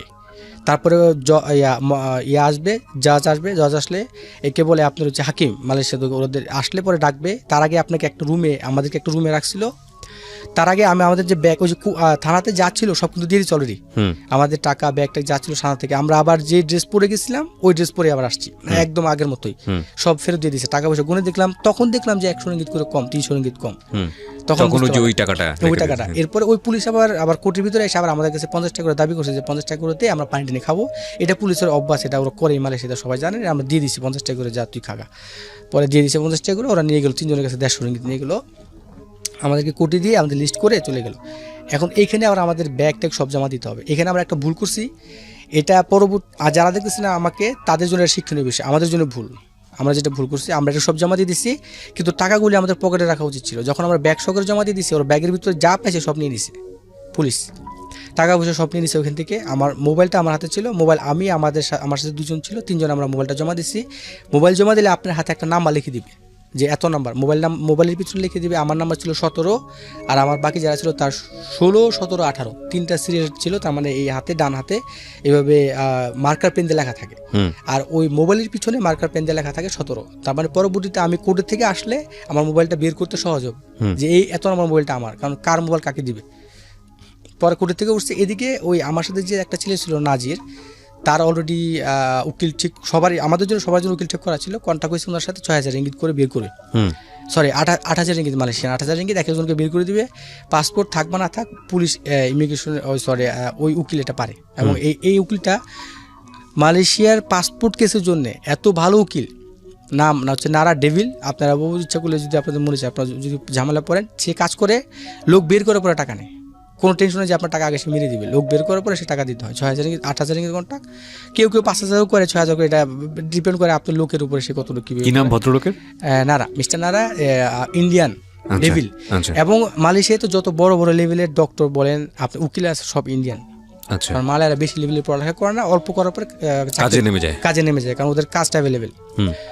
এবং উনি করার পরে দেন ওরা অলরেডি কন্ট্যাক্ট করলো, কন্ট্যাক্ট করার পরে দেন নাজিরকে ডাকলো আমার সাথে। আমরা কিন্তু তিনজন, আমার সাথে আরেকটা ছেলে ছিল সেলিম মিয়া বলতেছে যে ভাই আমরা করবো, আমি দেশে চলে যাব, আমি সারা স্বীকার করবো। সালা অর্থ হচ্ছে আমি ভুল। কোর্টে গেলে কিন্তু আমাকে জিজ্ঞাসা করবে যে ইউ মাসো মালয়েশিয়া সালা কাতা সালা, ওরা এইভাবে ওই জজের নিচে আর দুজন থাকে, এদিকে বলে ডিপিপি দুজন থাকে, ওরা জিজ্ঞাসা করবে আমাকে, দেন আমি উত্তর দিব, ওর ডিপিপি বলবে, দেন ও রায় দিয়ে দিবে কোর্টের থেকে যে আমার এটা হয়েছে।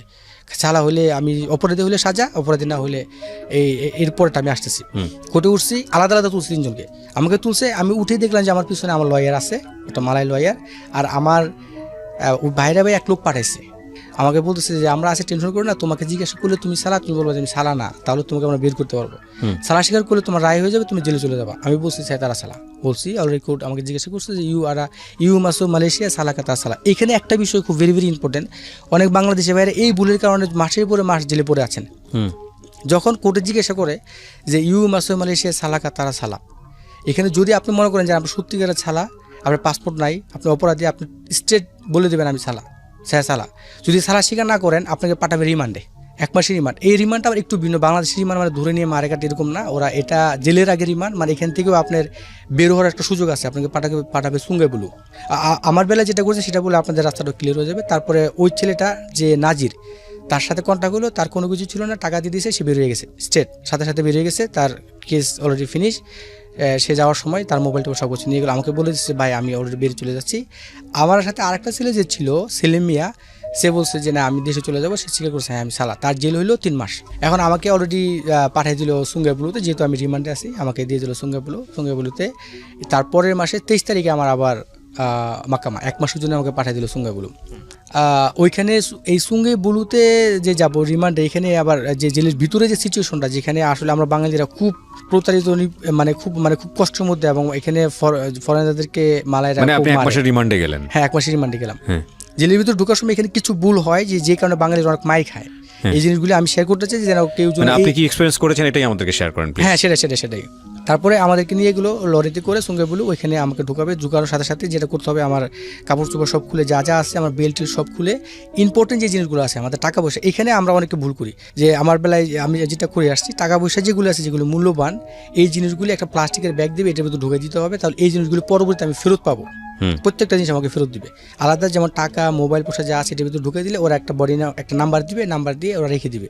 এটা আবার আমার পরবর্তীতে মাকামাতে আমাকে দিয়ে দিবে এটা পরবর্তী কোর্টে, এবং ওইখান থেকে আমার একটা বডি নাম্বার থাকবে প্রত্যেকটা লোকের, যেমন আমার বডি নাম্বার 3190147 319101 ampa 7 আমার বডি নাম্বার, এটা সুঙ্গাপুরের বডি নাম্বার। এবং মালয়েশিয়াতে যতবার আমাকে ধরবে ততবার এই একটা বডি নাম্বারই আসবে, এই সারা জীবনই তাই আসবে। হ্যাঁ, সারা জীবনে এই মালয়েশিয়াতে একটা বডি নাম্বারই শুধু যতবার ঢুকবো লেখা থাকবে যে এতবার আমি গেছি জেলখানাতে। ফিঙ্গারপ্রিন্ট সেটা মেডিকেল রিপোর্টের মতো, যে যতবার আপনি যাবেন হাসপাতালে আপনারা পাস রিপোর্ট বের করে ফেলবেন। ওই পাশে তারপরে অলরেডি ভিতরে চেকটা করে ভিতরে ঢুকে দিল, সিরিয়াল মতো আমরা ঢুকলাম। ঢুকার পর এখানে যদি কেউ একটু এদিকে ভুল করে তাহলে মারে, প্রচুর মারে। আচ্ছা, যখন আপনাকে বলছে এটা বের করো, অনেকে ভাষা বুঝে না, বাঙালিরা ভাষা বুঝে না, এরা প্রচুর মার খায়, এর ভিতরে মানে করুণ অবস্থা, এরা ভাষা বুঝে না, মায়ের সেই মায়ের। তারপর ভিতরে ঢুকে দিল, আমাদেরকে যাওয়ার সাথে সাথে চুল কাটবে, সবার চুল কেটে দিল, সব চুল কেটে সিরিয়ালে বসায়, ওদের নিয়ম ওদের আইন অনুযায়ী যে নিয়ম অনুযায়ী যা করা দরকার। আমাদের ফিঙ্গারপ্রিন্ট দিল, আমার ফিঙ্গারপ্রিন্ট দিলাম, তারপর আমার ছবি তুলো, সব কিছু করে অলরেডি প্রসেসিং করে আমাদেরকে পাঠিয়ে দিল। এই সুঙ্গাই বিলুর ভিতরে একটা ইম্পর্টেন্ট একটা বিষয়, সেটা হচ্ছে প্রথম 7 দিন নিয়ে রাখে শিকল। এই শিকলটা কিন্তু একটা জাহান্নামের মতো। শিকলটা হচ্ছে, শিকলে যখন রাখে তখন 7 দিন ফরেনাররা লোকালরা একসাথে রাখে, সবাইকে যারা কোর্টের থেকে যারা আসবে সবাইকে একসাথে রাখবে। 1 সপ্তাহ পরে লোকালদেরকে আলাদা করে দেয়, ফরেনারদেরকে আলাদা করে দেয়। যারা লোকাল তাদেরকে দিবে আবাদি, আর না হয় এহসান, অথবা আলাদা আলাদা আপনার যে ব্লকের নাম এগুলা। আর যারা আমরা যে ফরেনার আমাদেরকে পাঠাবে বরকত, আমাকে পাঠাচ্ছিল বরকত, আমার রুম নাম্বার ছিল 108। আমাদের একটা স্লিপ ধরাই দিল, একটা টেম্পোরারি একটা স্লিপ, এখানে আমার বডি নাম্বার। এবং এই সময়টা কিন্তু অনেক বাঙালি ভুল করে, এখানে অনেক মার খায়। এখানে ঢুকার আগে আমাদেরকে কাপড় খুলে পাম্পিং দিতে হবে। পাম্পিং মানে এরকমভাবে ধরে 10 বার উঠা বসা করতে হবে। এই কারণে অনেকে সে ওই মানে নেশা জাতীয় জিনিস, মানে সিগারেট জাতীয় জিনিসগুলি মানে পেটের ভিতর করে নিয়ে যায়, তারপরে জেলের ভিতরে এরা এগুলো সেবন করে। এই জন্য তারা এই পাম্পিংটা দেয়। যদি সে কিছু নেয়, পায়ে পথে অনেক সময় নেয়, তা অনেকে তখন এটা বেরিয়ে যাবে। পাম্পিংটা দিলে এটা জেলের আইন, 10 বার দিলে সব এটা বেরিয়ে পড়ে যায়, তখন তাকে ধরে মারে। অনেক বাঙালি এটা বুঝে না, ওই উলঙ্গ অবস্থা করতে হবে, এটা ওদের আইন আর কি। যেটা করতে হবে সবাইকে উলঙ্গ অবস্থা করতে হবে, করলে পরে বাইরে পাঠাবে। সবার সামনে এটা করতে হয় না, সবার সামনে বলতে এখানে 4 জন অফিসার থাকবে না, ইউকেপি। আচ্ছা, ভিতরে ইউকেপি হচ্ছে, এটা কিন্তু পুলিশ না, জেলখানার ভিতরে যেই আর যারা আপনার করে আর কি। যেমন জেলখানার ভিতরে আমাদের যে বাংলাদেশে আনসার আলাদা আলাদা ডিপার্টমেন্ট ভাগ করা আছে, ওরা জেলখানার ভিতরে দেখাশোনা করে। তারপরে স্ক্যানারে আমাদেরকে দিল, স্ক্যানারটা করো এই কারণে হাতে যেটা চেক করছে বা পাম্পিং দেওয়ার পরে যেটা হয়েছে সেটা যদি নাও থাকে, পেটের ভিতরে যদি কিছু থাকে সেটা ধরবে ওটা। তারপরে স্ক্যানের সিরিয়াল অনুযায়ী আমরা সবাই স্ক্যান করলাম। স্ক্যানের ভিতরে অনেকে ধরা পড়ছে, বেসিক্যালি যারা লোকাল এরা বেশি করে এটা। অনেকে পেটের ভিতরে সিগারেটের যে ভিতরে যে ইয়াটা থাকে তামাকটা, ওরা প্লাস্টিক দিয়ে পেঁচায় পরে ওটা পানির সাথে খেয়ে ফেলে, 10টা-12টা করে খেয়ে পরে জেলখানার ভিতরে এটা খুলে এটা খায়। কারণ এই জেলখানার ভিতরে সিগারেট কোথায় পাবে, কোনো উপায় নাই। এবং এটা করে আরও কিছু আছে মালয়েশিয়াতে, আপনারা জানেন যে মালয়েশিয়ান যে আপনি সেমন যেটা আইস, যেটাকে বলে আইস, এরা এগুলো এইভাবে ওরা নিয়ে যায় রকেট করে, বায়ুপথে খেয়ে বিভিন্ন ব্যাপারে ভিতরে নিয়ে যায়। এই জন্য স্ক্যানটা করা হয়। স্ক্যান করে যাদেরকে ধরে এদেরকে আবার আলাদাভাবে ইয়েতে পাঠায় দেয়, তাওয়াক্কালে পাঠায়। ওদের পানিশমেন্ট আছে কেন ওরা এটা করলো। আচ্ছা, ওদেরকে এটা পাঠায়, যারা ধরা পড়ে না আমাদেরকে যারা পড়ে এদেরকে পাঠায় দিল হচ্ছে আপনার শিকলে। এবার আমরা শিকলে যাওয়ার আগে নিচে 1 দিন রাখবে দামাই, 1 দিন রাত্রে, তারপরের দিন সকালে আমাদেরকে পাঠিয়ে দিবে শিকলে পাঠাবে। ওইখানে শিকলের ভিতরে সব ফরেনার যারা আছে, যারা ওই দিন কোর্টের থেকে যারা আসছে সবাইকে একসাথে রাখবে। কেন আমি জাহান্নাম বলছিলাম সেটা বিস্তারিত আমি এখন বলতেছি, কেন শিকলটা জাহান্নামে বলি।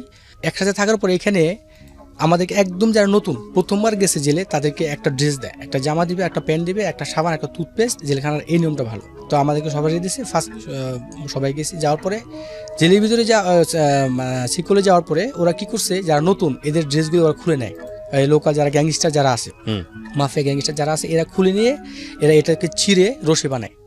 জামাটা ছিল আর রশি বানাইলো, রশির উপরে কাপড় টাপড় রাখে। 7 দিন পরে তো আমরা আবার চলে যাবো যার ইয়াতে ব্লকে চলে যাবো। এরপরে এরা রাত্রে কি করবে, রেশা করে তারপরে বাঙালিদেরকে ডাকবে। গ্যাংস্টার ডাকতেছে যে দেখে ফরেনার, বেসিক্যালি মায়ানমার, বাংলাদেশি, ইন্দোনেশিয়ানদেরকে ডাকে, ইউ মারিসিনি, বাতাস করবে বলবে, বাতাস না করলে মারি। আপনার ক্ষেত্রে কি এরকম ঘটেছে? হ্যাঁ, আমার ক্ষেত্রে যেটা করছিল, আমি আসলে এই জিনিসটাই করতে চেয়েছিলাম। আমার ক্ষেত্রে আমাকে ডাকছিল যে ইউ মারিসিনি, আসছি পরে আমি ওদেরকে বলছি কেনা পাই ইউমা পাঙ্গে ইউইঙ্গা সাই আবার বারুকা। আমি ওদেরকে বলছি তুই কি মনে করছিস আমি কি নতুন লোক নাকি, আমি কি মালয়েশিয়া কি নতুন আসছি? ওকে, আমি তোকে বাতাস করতে পারি, আসায়ামা বলে আঙ্গিন বুয়াট ইউ তাপি ইউ বুয়াডু নাতে সায়ামা বুয়াট। তুই আমাকে বাতাস করবি রাত্রে, ওকে আমি বাতাস করবো, নেভার মাইন্ড, তোকে আমি বাতাস করবো রাত্রে 3 ঘন্টা, তারপর তুই আমাকে 3 ঘন্টা করবি। যদি এই সত্য রাজি থাকো তাহলে আমি করবো। আমার আবার সব এই জায়গাতে সেলফ কনফিডেন্সটা খুব বেশি, এবং আমি দেখতেছি যে বাংলাদেশে এগুলো করে। প্রথমবার যে আমি এই কথা বলছি, পর আমাকে ডাকে নাই, একটু নরম পাইলেই বাঙালির ভাইরা কোনো সময় যেখানে যাবেন একবারে এমন নিচু হয়ে যাবে না যেন পুঁটি মাছ হয়ে যাবে না, যেন মুরগিও আপনাকে গিলে খেয়ে ফেলে। তারপর ওরা আমাকে ডাকলো না, আমার সাথে 4-5 জনের ডাকলো না, বাতাস করলো, ওদেরকে খুব মারছে। এবং ওই দিন থেকে আমার খুব একটা জিদ ছিল মনের ভিতরে যে এটার একটা, এই যে সিকিউরিটির ভিতরে যে বাঙালিদেরকে মারে, এটার একটা কঠিন একটা জবাব আমাকে দিতে হবে। ওই আমার এই গল্পের এটা আমার খুব একটা ভেরি ভেরি ইম্পর্টেন্ট একটা পার্ট, এটা আমি যে কারণে বেশি জোর দিতেছি। এটা তো পুলিশ দেখার কথা। পুলিশ, ওকে, পুলিশ আছে, সব কিছু আছে, আপনার কথাটা আমি অ্যাবসলিউটলি রাইট, এবং আমি আপনার কথায় একমত।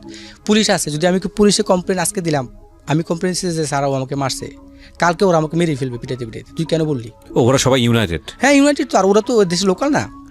আচ্ছা, একজন যদি হয় তাহলে ওর মেরে ফেলবে আপনাকে, এরপর দিন আপনি শেষ, বলবেন যে কীভাবে মারা গেছে আমরা জানি, কেউ কে সাক্ষী দিবেন এর ভিতরে? আর ফরেনার যারা আছে কেউ, কারণ বাঙালিরা আমরা যারা অনেকে আছি, দেখেন আমি আমার চিন্তা করি যে আমি বাঁচলে হইলো, এখন আরেকজনকে মেরে ফেলছে, এরকম অনেক লোক মেরে ফেলছে এটার ভিতরে, অনেক লোক, কেউ বলবে না।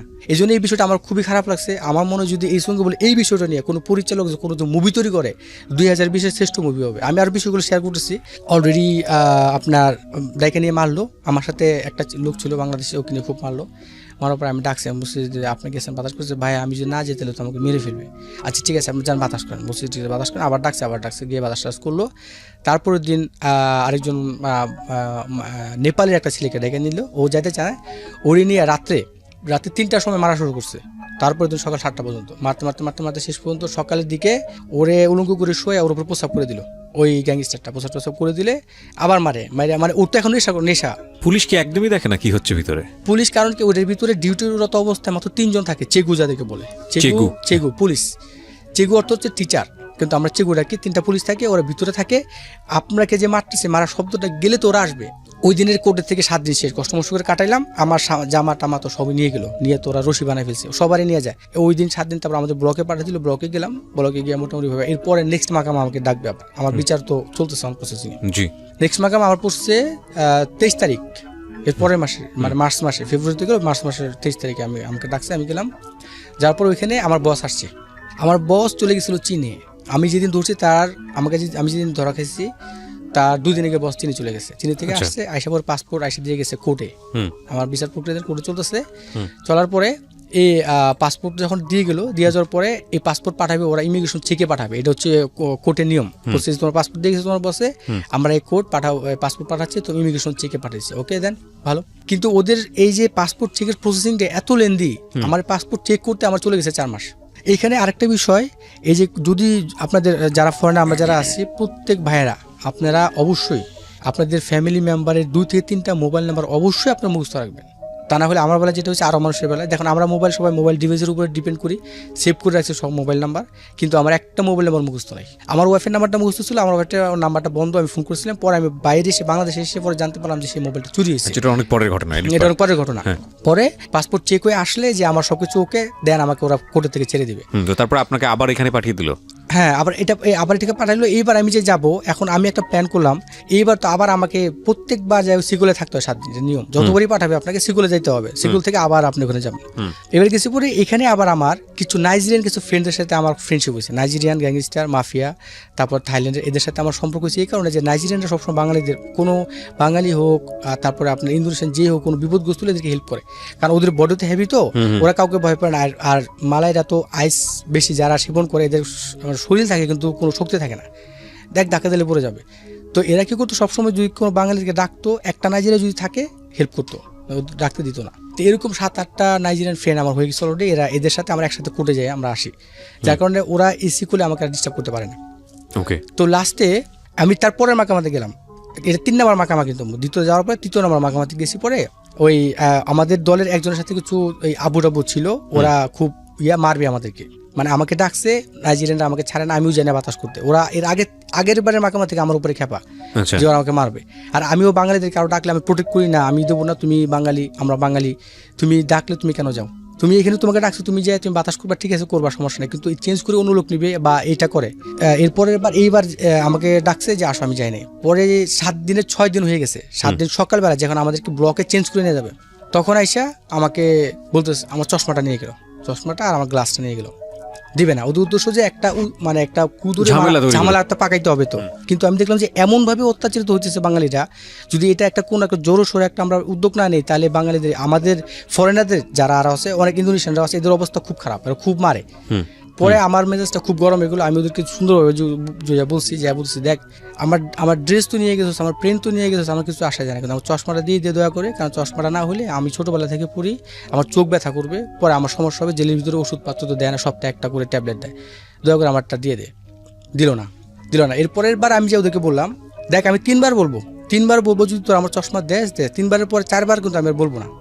দিল না তো দিলই না। তারপর আমি আশা পড়তেছি ওর কাছ থেকে, আমি পিছনের দিকে আমি এসে পড়তেছি যে না দিবে ওকে। এবার আমি অথচ যে আমি অলরেডি মারামারি শুরু করে দিব, ওদেরকে শিক্ষা দিতে হবে, আর ওজন এরকম করতেছে আর না করে। অলরেডি আমি আইসা যখন পিছিয়ে দিকে আসতেছি, তখন ওই একটা বলতেছে, ও ইউ মাপি কি কমপ্লেন আমার ইউপিনে গ্যাংস্টার, বলতেছে ও তুমি এখন যে তোমার দলের সবার কাছে কমপ্লেন দিবা। ওকে লা কমপ্লেন লা বিচার দাও। ও আমার পিছনে আমাকে মারতে আসতেছে, নাইজেরিয়ান একটা দুটা। আমি নাইজেরিয়ানদের কাছে আসা আমি ওদের বললাম, okay friend now we can start our game.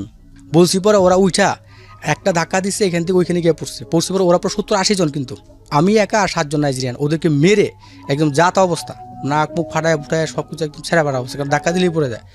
আমরা 7 জন, আমি আর ওরা হচ্ছে 80-90 জনের মতো, একদম সেই মারামারি, রক্ত পুরো রক্তাক্ত হয়ে গেছে রুমের ভিতরে। তারপর পুলিশ ফোন করে দিছে, ওই যে চেকও ফোন করে দিছে। এবার ইউকিপি 30-40 জন ধুমধাম করে আসা পড়ছে, জেলখানার ভিতরে বড় বড় যারা সবাই আসছে। আইসা এবার একদম সব থেমে গেল, আইসা ধরলো, এবার বিচার হবে। জেলের ভিতরে মারামারি করছে, জেলের ভিতরে মারামারি করলে আবার জেলের ভিতরে আবার একটা কোর্ট আছে, ওটার বিচার হয়, ওটার আবার সাজা আছে।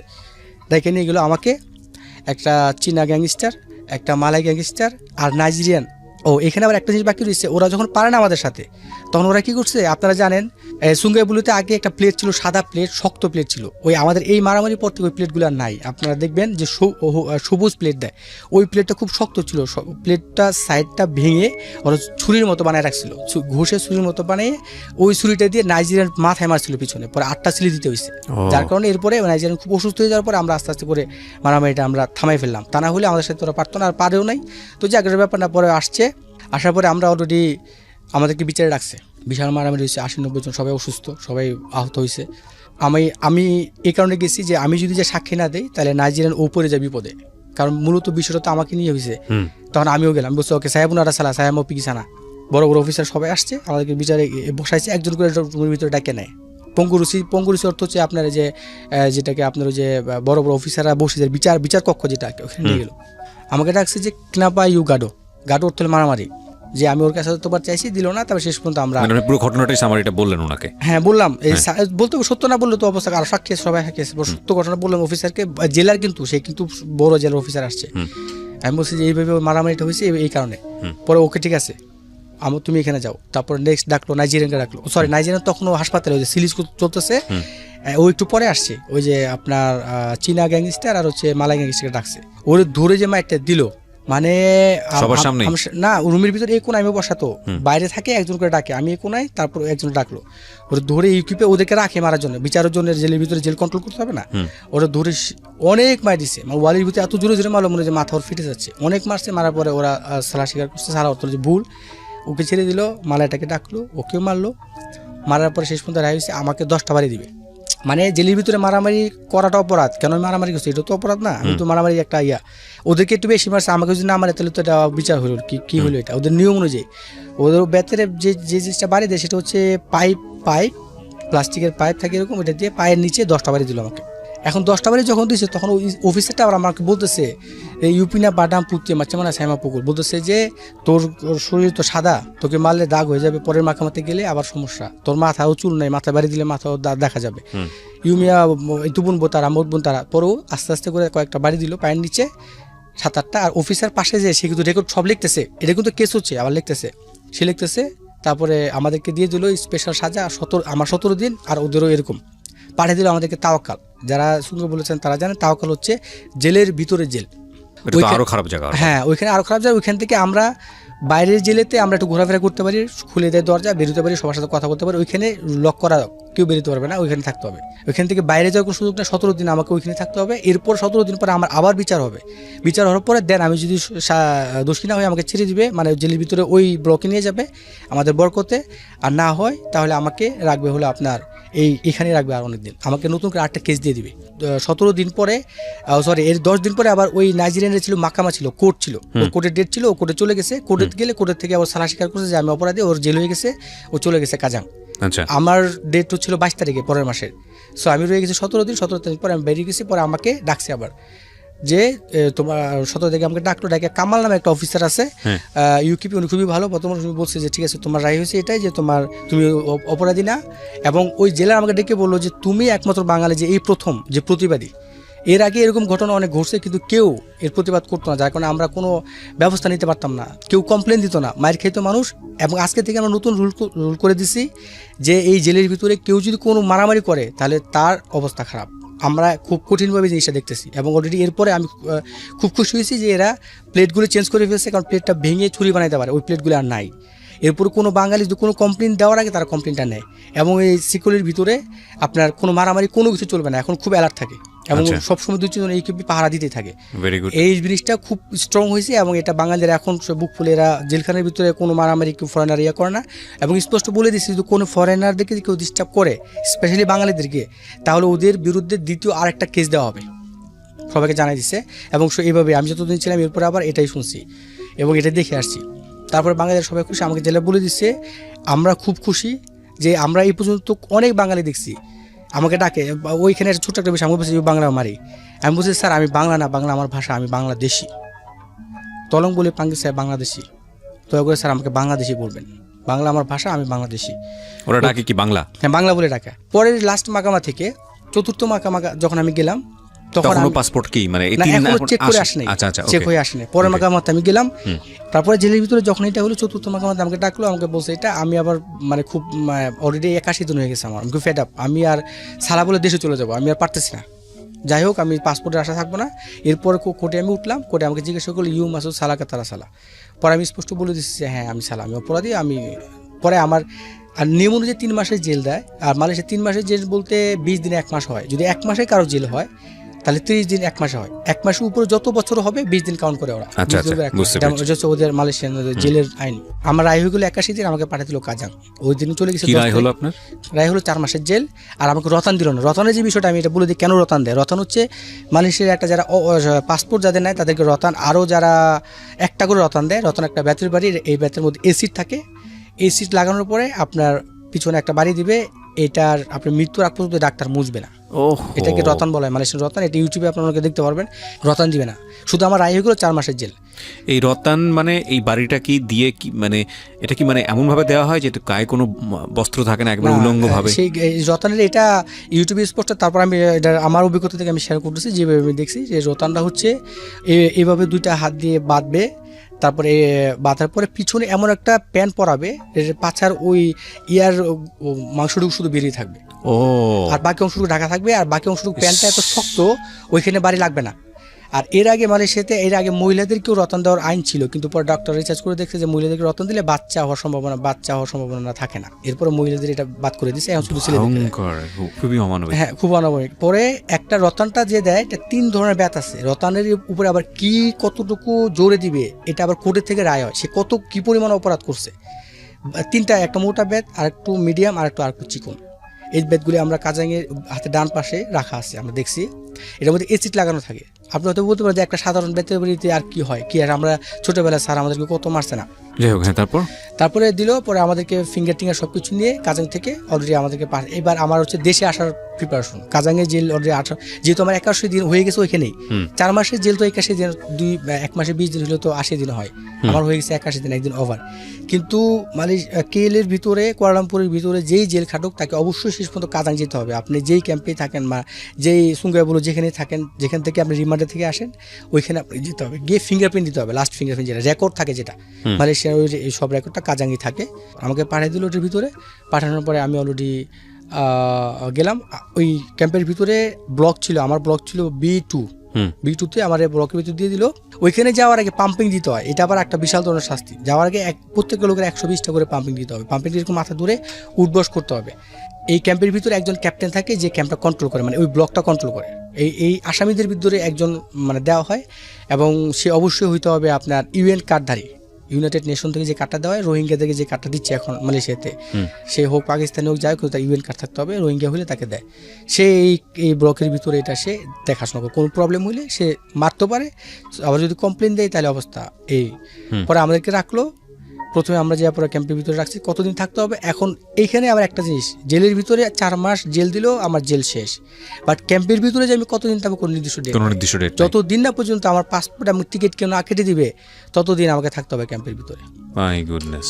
তারপর ক্যাম্পে গেলাম, এইবার আমি অপেক্ষা করছি, আমার পাসপোর্ট এখানে দেওয়া ছিল, পরে এসে আমার ফ্রেন্ড পাসপোর্ট এসে আর টিকিট এসে পরে আমার ফ্রেন্ড পরে এসে কেটে দিয়ে গেছিলো ক্যাম্পের ভিতরে। এবার ক্যাম্পের ভিতরে থাকতেছে ওইখানকার যে পরিবেশটা ক্যাম্পের ভিতরে, রাজীবের কথা না বললেই নয়, কারণ রাজীবের কথা যখন বলি আমার কাছে খুবই খারাপ লাগে। ও এ পর্যন্ত 2বার আসছিল বাংলাদেশে, 2বারই বাংলাদেশ এয়ারপোর্ট থেকে ফেরত দিচ্ছে। মানে কারণ আপনারা জানেন যে এখন বাংলাদেশে রোহিঙ্গা একটা সংকট, রোহিঙ্গা একটা প্রবলেম চলতেছে, যারা বাংলাদেশে অনেক রোহিঙ্গা অনেক পরিমাণ ঢুকছে। মালয়েশিয়াতেও অনেক বাংলাদেশি আছে যারা খাগড়াছড়ি, তাদের ভাষা কিন্তু রোহিঙ্গাদের ভাষা সেম। কক্সবাজারের যারা সেম, হ্যাঁ, তারা মালয়েশিয়াতে যে কি করে, তারা বলে যে আমরা মিয়ানমার। এই কারণে বলে, তারা মায়ানমার বললে একটা ইউএন কার্ড পাবে, ইউএন কার্ড যদি পায় তাহলে তারা মালয়েশিয়াতে ভিসা ছাড়া থাকতে পারবে। ইভেন তারা ওই ইউএন কার্ড নিয়ে অস্ট্রেলিয়া, আমেরিকা, পৃথিবীর বিভিন্ন দেশে তারা যেতে পারে, এই জন্য তারা এই কাজটা করে।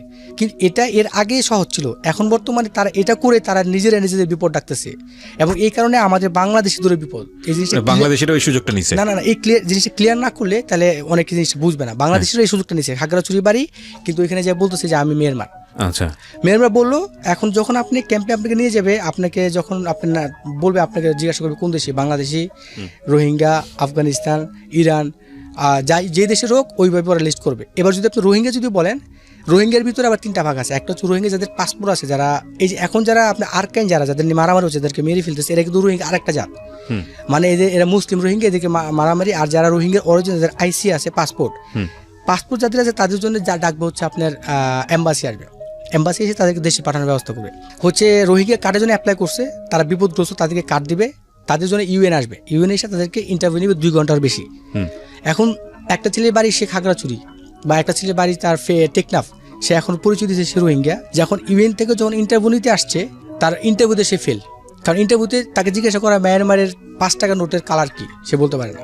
তুমি মায়ানমারের এরকম একটা জায়গায় একটা বড় একটা ঘড়ি আছে, ঘড়িটা কোন দিকে ফিরানো, আচ্ছা তোমার গ্রাম কি এটা, তোমার গ্রামের আশেপাশে 4টা কিছু সে বলতে পারে না। পরে এখন এদের তো কি যে হবে ভবিষ্যৎ তারা নিজে জানে না, রোহিঙ্গাও না, বাংলাদেশিও না। এটা বলে দিছে পরে ওই ফর্মে লিখে দেয় ইউএন যে সে বাংলাদেশি, কারণ এই রোহিঙ্গা ভাষাটা বাংলাদেশি ছাড়া পৃথিবীর আর কোন দেশের কেউ পারে না। সো প্রমাণ হয়ে যায় সে বাংলাদেশি, কাটে লিখে দিছে। যখন সে লিখে দিছে রোহিঙ্গা, ইউএন থাকা অবস্থায় ওর কিছু বলে না, এবং চলে যাওয়ার পরে ওকে ধরে নিয়ে এমন মার দিবে, কেন সে মিথ্যা কথা বলছে, সেই এরকম মারতে অনেক লোক মারা হয়েছে ক্যাম্পে। মানে এইটা কি রাজীবের ক্ষেত্রে ঘটেছিল? না, রাজীবের ক্ষেত্রে এটা ঘটে না। রাজীবের ক্ষেত্রে যেটা করছে সেটা হচ্ছে, রাজীব সে বলছে বাংলাদেশি, যদি কেউ বাংলাদেশি বলে তাহলে তাকে আপনার এম্বাসির জন্য 1 সপ্তাহ পরে ডাকবে। ক্যাম্পে যাওয়ার পরে আমাদেরকেও ডাকছিল, 1 সপ্তাহ পরে তাকে ডাকবে এম্বাসি থেকে। ফর্ম ফিল আপ, একটা ফর্ম আমার কাছে আছে, আমি শো করতে পারি। ফর্ম ফিল আপ করতে হবে, ফর্ম ফিল আপ করার পরে এটা ওরা পাঠিয়ে দিবে বাংলাদেশ হাই কমিশনারে, ওরা যেভাবে করে আর কি। এখন রাজীব ফর্ম ফিল আপ করে দিছে এম্বাসিতে যাওয়ার পরে, এই travel past form fill up করে দেওয়ার পরে দেখেন আমার ভোটার আইডি আছে, আমার পাসপোর্ট আছে, আমার ড্রাইভিং লাইসেন্স আছে, বাংলাদেশি TIN নাম্বার পর্যন্ত আমার আছে, তারপরও আমার ট্রাভেল পাসটা কেন 2 মাস সময় লাগে? আমি একজন বাংলাদেশি, এটা প্রমাণ করতে যদি 2 মাস সময় লাগে, 2 মাসে ক্যাম্পে আমাদের কী অবস্থা? এমন লোক আছে যাদের 6 মাস হয়ে গেছে, 1 বছর হয়ে গেছে, 13 মাস হয়ে গেছে, ট্রাভেল পাস যাচ্ছে না। আমি জানি না, হয়তো কোনো টেকনিক্যাল কোনো প্রবলেম, হতো কী কারণে আপনারা দেরি করেন। কিন্তু এখানে একটা বিষয়, রাজীবের বেলায় যেটা হয়েছে, রাজীব আসছে আবার ফেরত গেছে, তার কারণ তাকে পুলিশ মারতে সে হয়ে গেছে পাগল। ক্যাম্পের ভিতরে তাকে সবাই মারে, কিন্তু ক্যাম্পের ভিতরে আমরা একটা প্ল্যান করে ওকে একটু বাঁচানোর চেষ্টা করছি। সেটা হলো, ক্যাম্পের ভিতরে আমরা চিন্তা করি ও কিছু খায় না। রাজীবের ও কী করতো, একটা কম্বল দেয়, কম্বল রাতে শোয়ার জন্য, ওই কম্বলটা দিয়ে পেটটা বেঁধে রাখতো শক্ত করে, কিছু খাইতো না। কারণ ও যখন এয়ারপোর্ট থেকে 2বার ফেরত গেছে, এখন সে জানে না সে জীবনে কোনো দিন দেশে ফিরে আসতে পারবে কিনা। এখন সে মানে নিশ্চিত হয়ে গেছে, সে নিশ্চয়ই ক্যাম্পের ভিতরে সে মরতে হবে, কারণ 2বার এয়ারপোর্ট থেকে বাংলাদেশ থেকে ফেরত গেছে। My goodness. সে ফেরত গেছে, কেন ফেরত গেছে তার ডিটেলস পর আমি যখন তাকে সাথে করে নিয়ে আসছি, তখন আমি জানতে পারছি যে কেন আসছে। এবং যখন আমি আসবো তার আগে এই ক্যাম্পের ভিতরে আমাকে সবাই বলে দিচ্ছে, ভাই প্লিজ আপনি ঢাকায় থাকেন, আমাদের বিশ্বাস আছে যে আপনি তাকে সাথে করে নিয়ে যেতে পারবেন, ভাই প্লিজ দয়া করে এই ছেলেটাকে আপনার সাথে করে নিয়ে যান, এই ছেলেটা নাহলে মারা যাবে। আর ক্যাম্পের ভিতরে প্রত্যেকটা লোক, প্রত্যেক অফিসার তাকে চিনে, রাজীব তার নাম, যে এই রাজীব এইবার যদি সে যায়, যদি ফেরত আসে, তাহলে বাংলাদেশ থেকে ফেরত যেত কেন সে? ট্রাভেল পাস দিয়েছে, বাংলাদেশে আসছে পর তাকে জিজ্ঞাসা করো তোমার নাম রাজীব, বাড়ি কোথায়, কুমিল্লা, এতটুকু সে বলতে পারে। তারপর ওই এয়ারপোর্ট থেকে ওকে ফেরত দেয়, এই কারণে ওরা ভাবছে রোহিঙ্গা। রোহিঙ্গা ইস্যুতে তারা এয়ারপোর্ট থেকে ফেরত দেয়, যেহেতু তার ঠিকানা সঠিকভাবে সে বলতে পারছে না এবং ট্রাভেল পাস ছিল। মানে ওর শারীরিক অবস্থা এতটাই খারাপ হয়ে গেছে, সে সবকিছু ভুলে গেছে। তারপর এখান থেকে ও গিয়েছিল কি অবৈধভাবে? না, ও প্রথম থেকে ওর ভিসা সবকিছু ছিল, কিন্তু পাগল হয়েছে ক্যাম্পের ভিতরে গিয়ে। বাট ওকে অ্যারেস্ট করা হয়েছিল কি কারণে? রিজনটা কি ছিল? সেটা কারণ আমি তো ক্যাম্পের ভিতরে যে ওর সাথে দেখা হয়েছে সেটা বলতে পারবো না, কারণ ও তো পাগল হয়ে গেছে। আচ্ছা, কারণ ক্যাম্পের ভিতরে গিয়ে আমি ওকে পাইছি, যদি আগে থেকে হতো তাহলে আমি বলতে পারতাম। আচ্ছা। তো এখন ওর ব্যাপারে যদি ডিটেলস জানতে চান তাহলে ওকে এই স্টেডিয়ামে ডাকলে ও বলবে সব। ওকে এখন সুস্থ? এখন আমি আশা পর্যন্ত সুস্থ, বাড়িতে ফোন আচ্ছা, দিচ্ছিলাম। স্টোরিটা আমরা সামনের দিকে আগাই। প্রিয় শ্রোতা, এটা একটা, এবং দর্শক যারা ইউটিউবে দেখছেন, এটা একটা আপনাদের ওপিনিয়নের উপরে চাচ্ছি যে এই রাজীবকে আমি নিয়ে আসতে চাই আরেকটা ভিডিওতে, যে কি হয়েছিল রাজীবের সাথে বাংলাদেশ আসার পরে ফিরে যাওয়া। এবং আমি অবশ্যই যারা এই কাজটা করেছেন তাদেরকে দোষ দিব না, তবে আরও ফাইন্ড করা উচিত ছিল, যেহেতু রোহিঙ্গা ইস্যু একটা বড় ধরনের ক্রাইসিস এই মুহূর্তে গ্লোবালি, বাংলাদেশের ক্ষেত্রে তো অবশ্যই। তো এই জায়গাটা থেকে ওনাকে 2বার রিটার্ন দেওয়া হয়েছে, কারণ ওনার উপরে আমাদের যিনি আজকে গেস্ট তার কথা অনুযায়ী, ভাষ্য অনুযায়ী হচ্ছে যে এত বেশি অত্যাচার করা হয়েছে যে ওনার মস্তিষ্ক বিভ্রাট ঘটেছে, উনি বলতে পারেন না ওনার বাড়ি কোথায়, বাবার নাম কি, যে কারণে সন্দেহ করে 2বার বাংলাদেশ থেকে তাকে রিটার্ন পাঠানো হয়েছে। এবং তারপরে উনি আসলে মৃত্যুর জন্য অপেক্ষা করতো ওখানে, যেটা ওনার কথা অনুযায়ী। তো তারপরে আপনি কি করলেন? তারপর ক্যাম্পে থেকে আমাকে বলে দিচ্ছে যে এইবার যদি সে ফেরত আসে তাহলে ওকে মেরে ফেলবে। অফিসাররা সব বলে দিচ্ছে যে যদি এইবার ও 3বার, আপনি আমাকেও ক্যাম্পের ভিতরে ক্যাপ্টেন বলে দিচ্ছে যে আমি আপনার হাতে দিলাম, আমার মনে হচ্ছে যে আপনি ওকে পারবেন নিয়ে যেতে, আপনার দায়িত্ব দিলাম, আপনি প্লিজ। ও ক্যাম্পের ভিতরে সবাই ওকে আদর করতো। এখন ও তো পাগল, কিন্তু ওর এই সিচুয়েশন আমি লাস্টের দিকে যারা শেষ করতে পারি না, সরি, ও এরকম থাকতো, তখন ওকে তো খাওয়াইতে হবে না, তো মারা যাবে। আমরা ভিতরে সবাই খুব টেনশনে আছি। তখন আমি ক্যাম্পের ভিতরে ক্যাপ্টেন কিনে একটা বসে পরামর্শ করলাম যে ওকে আমরা যে কোনোভাবে খাওয়াইতে হবে না, তো মারা যাবে এনি হাউ। ধরেন ক্যাপ্টেন আসতো, ওকে মারতে আমি ফিরে যেতাম, মানে একটা জাস্ট একটা অভিনয় করতাম। তখন ও ভয় পেতো, ভয় পেয়ে যে গোসল করতো, খাইতো। আমার ওর কথা মনে পড়লে আমার খুব কান্না আসে, কারণ ও খাইতে চাইতো না। আমারও ছোটো ভাইয়ের মতো ও যখন এরকম করতো তখন আমার কাছে খুব খারাপ লাগতো। ওকে আমরা অভিনয় ছিল, যে কোনোভাবে ওকে আমরা খাওয়াইতাম। ও খাইতে পরে 2-3 দিন পরে মোটামুটি ভাবে ও চুপচাপ থাকতো, ক্যাম্পের ভিতরে কাউকে ডিস্টার্ব করতো না, সবসময় চুপচাপ বসে থাকতো। যদি রাজীবের মা আমাকে দেখে থাকেন, আমি আবার ওকে আবার দেখবো আপনাদের ইয়েতেও যাবো, কিন্তু যদি রাজীবের মা আমাকে দেখে থাকেন, ও খুব কষ্ট পেয়েছে। আপনার ওকে অনেক ভালোবাসা দিবেন, অনেক। কি করলেন আপনি তারপর ওকে মার ভয় দেখে ওকে আমরা খাওয়াইতাম, যে কোনো একটা চলে। তারপর ও খাইতো, খাওয়ার পরে মোটামুটিভাবে ও মোটামুটি একটু আগে হয়েছে, মানে মোটামুটিভাবে তার স্বাস্থ্যটা একটু ভালো হয়েছে। তখন আমার একটা কনফিডেন্স আসলো যে না, মনে এবার আমি ইনশাল্লাহ ওকে সাথে করে নিয়ে যেতে পারবো, ও সব বলতে পারবে। কিন্তু তারপর আমার একটা কনফিডেন্স যে যদি এরপরে আবার আটকায়, তারপর আমি বাকিটা সবকিছু করবো। তখন কি আপনি জিজ্ঞেস করে ওর কাছ থেকে কিছু বের করতে পেরেছিলেন? না, ওর কাছে ও শুধু ইংলিশে কথা বলতো, বাংলাতে বলতো আর ইংলিশে বলতো। অফিসাররা আসলে বলতো ওকে কেন মারতো, যদি আপনার কারণটা জিজ্ঞাসা করেন যে সবাইকে মারে না, ওকে কেন মারতো, কারণটা কি? তার কারণ প্রত্যেকদিন সকালে একদিনে 4বার মাস্টার হয় ক্যাম্পের ভিতরে, এটা ওদের গন্ত হয় আসামি কতজন ঠিক আছে কিনা, এর জন্য এটা জেলের আইন।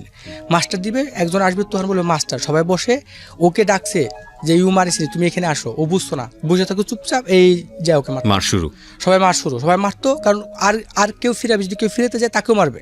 লাস্ট পর্যন্ত যখন আমরা যেদিন আমার টিকিট হয়ে গেল, আমার সব কিছু হয়ে গেল, ও ট্রাভেল পাস আসছে, ওকে পাঠাবে আমার সাথে বলে দিচ্ছে। যেদিন একদিন আগে আমাদেরকে সব হ্যান্ড ক্যাপ লাগায় ও আমাদেরকে পাঠিয়ে দিবে ক্যাম্পের আরেকটা রুম আছে, ওইখান থেকে প্রসেসিং মানে কাজ চলতেছে, আমাদেরকে পাঠাবে। তারপরে দিন সকালে ফ্লাইট আমাদের। তার আগে একটা অফিসার আসে, আইসা সবার কেউ যদি তার ক্যাম্পের ভিতরে টাকা দিয়ে থাকে টিকিটের সাথে, কেউ আবার একটু এক্সট্রা টাকা দেয়। ধরেন আমি বাংলাদেশে আসবো, এসে পরে এয়ারপোর্ট থেকে কীভাবে বাড়িতে যাব, অনেক ফ্যামিলি কী করে 800 রিঙ্গিত লাগবে, কিন্তু অনেক বাঙালিরা ভুল করে টিকিট কেটে দেয়। আপনারা ভুলেও টিকিট কেটে দিয়ে আসবেন না, তাহলে ওই লোক জীবনে আসতে পারবে না।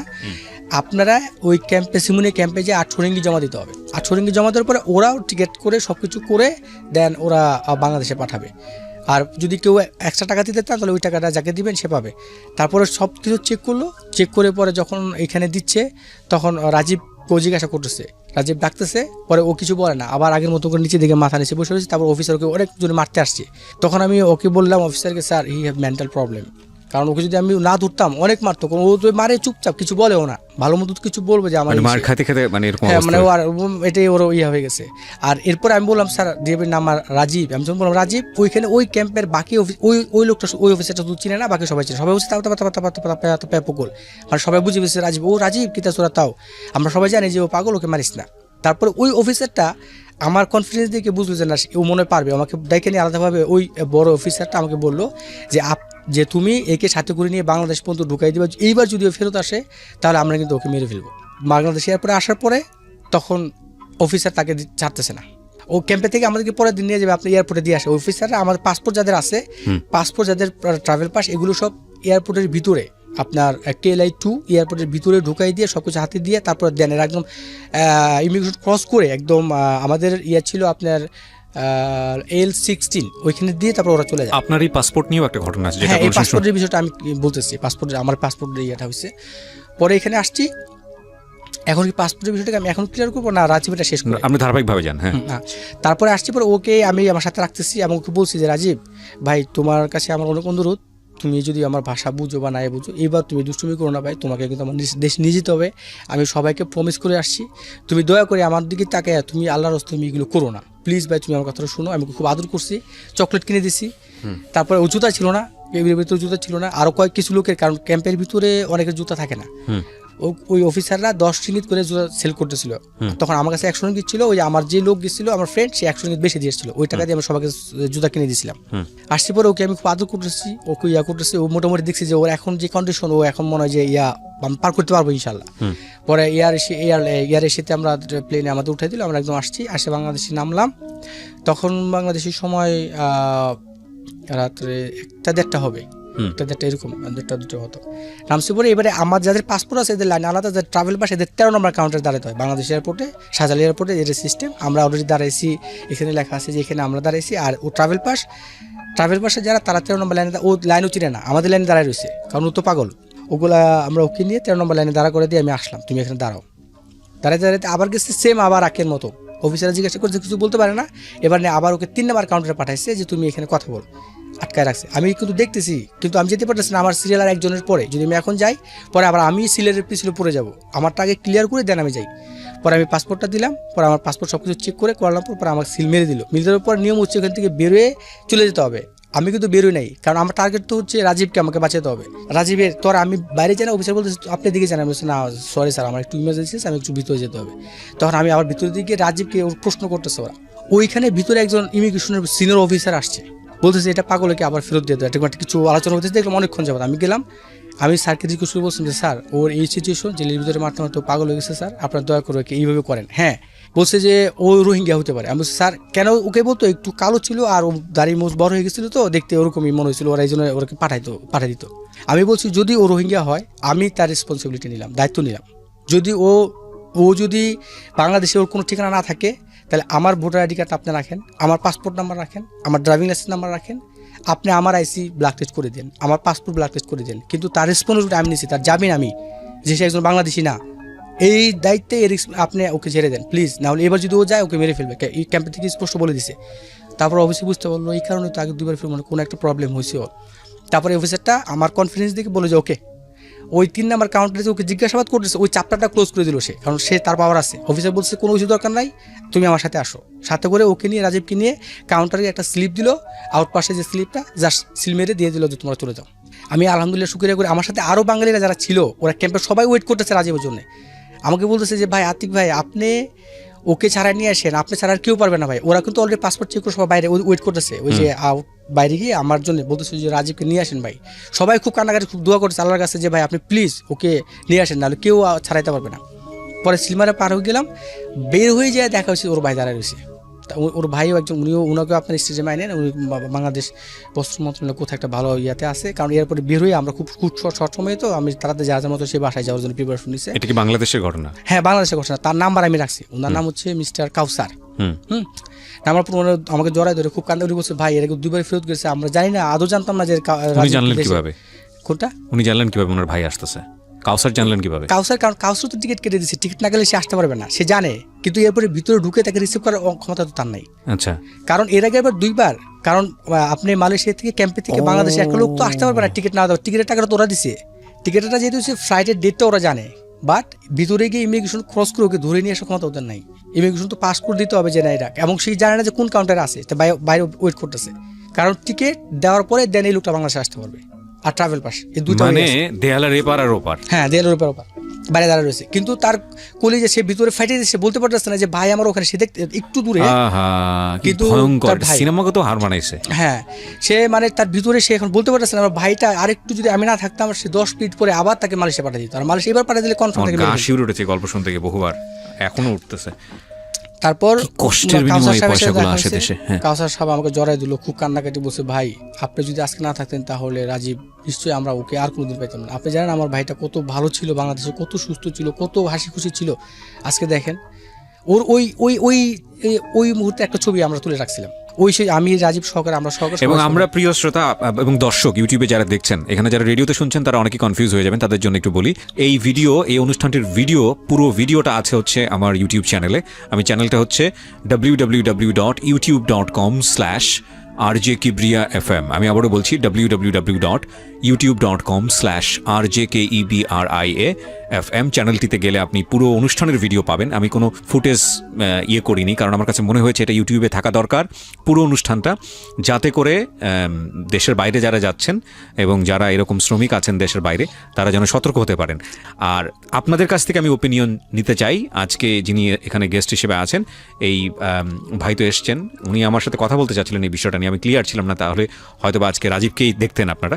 তো আপনারা যদি রাজীবকে দেখতে চান, আমি রাজীবকে নিয়ে আরেকটা ভিডিও করতে চাই, শুধুমাত্র এটা ইউটিউবেই দেখা যাবে, এই রাজীবকে সাথে করে নিয়ে উনি আসবেন।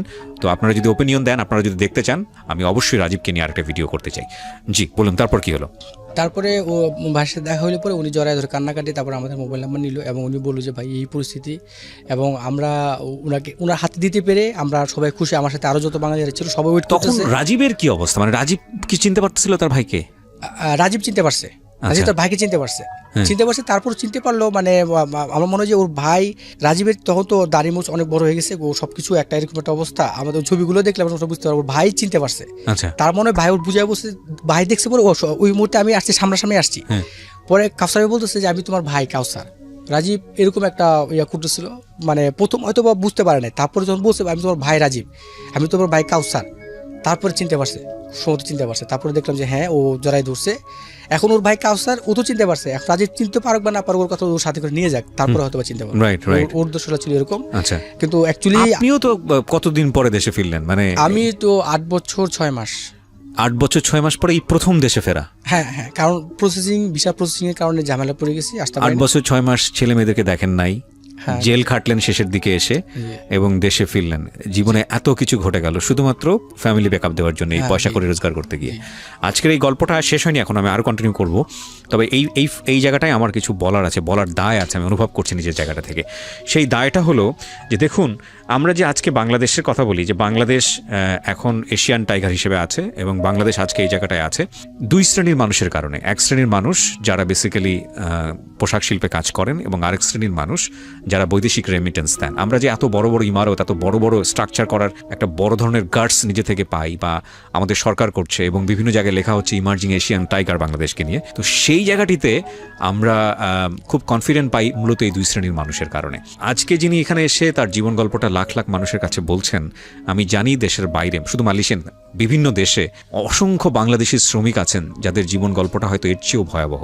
উইথ ডিউ রেসপেক্ট, তাদের প্রতি সম্মান রেখে আজকের এই অনুষ্ঠানটাকে আমরা ইউটিউবে যেভাবে তুলে ধরছি বা রেডিওতে প্রচার করছি, সেই জায়গাটা থেকে আমি বলতে চাই, যে কোনো কাজ করতে গেলে প্রবলেম থাকবে, যে কোনো সিস্টেমের মধ্যেই ডিফল্ট থাকে, যে কোনো সিস্টেমের মধ্যেই ঝামেলা থাকে, কিন্তু ওনাকে দিয়ে আমরা বলতে চাই যে এই জাতীয় সমস্যাগুলো যত লেভেল থেকে মানে মিটিগেট করা সম্ভব, যদি গভর্নমেন্টের জায়গা থেকে কিছু করার থাকে গভর্নমেন্ট করুক, যদি আমাদের ব্যক্তিগত জায়গা থেকে যারা আমরা বিদেশ যাব, এই যেমন এই ভদ্রলোকটা গিয়েছিলেন ট্যুরিস্ট ভিসাতে, কোনো না কোনোভাবে প্যাচে পড়ে শেষ পর্যন্ত কিন্তু ধরা পড়েছিনি, আমি বলবো এটা একটা ভুল ছিল।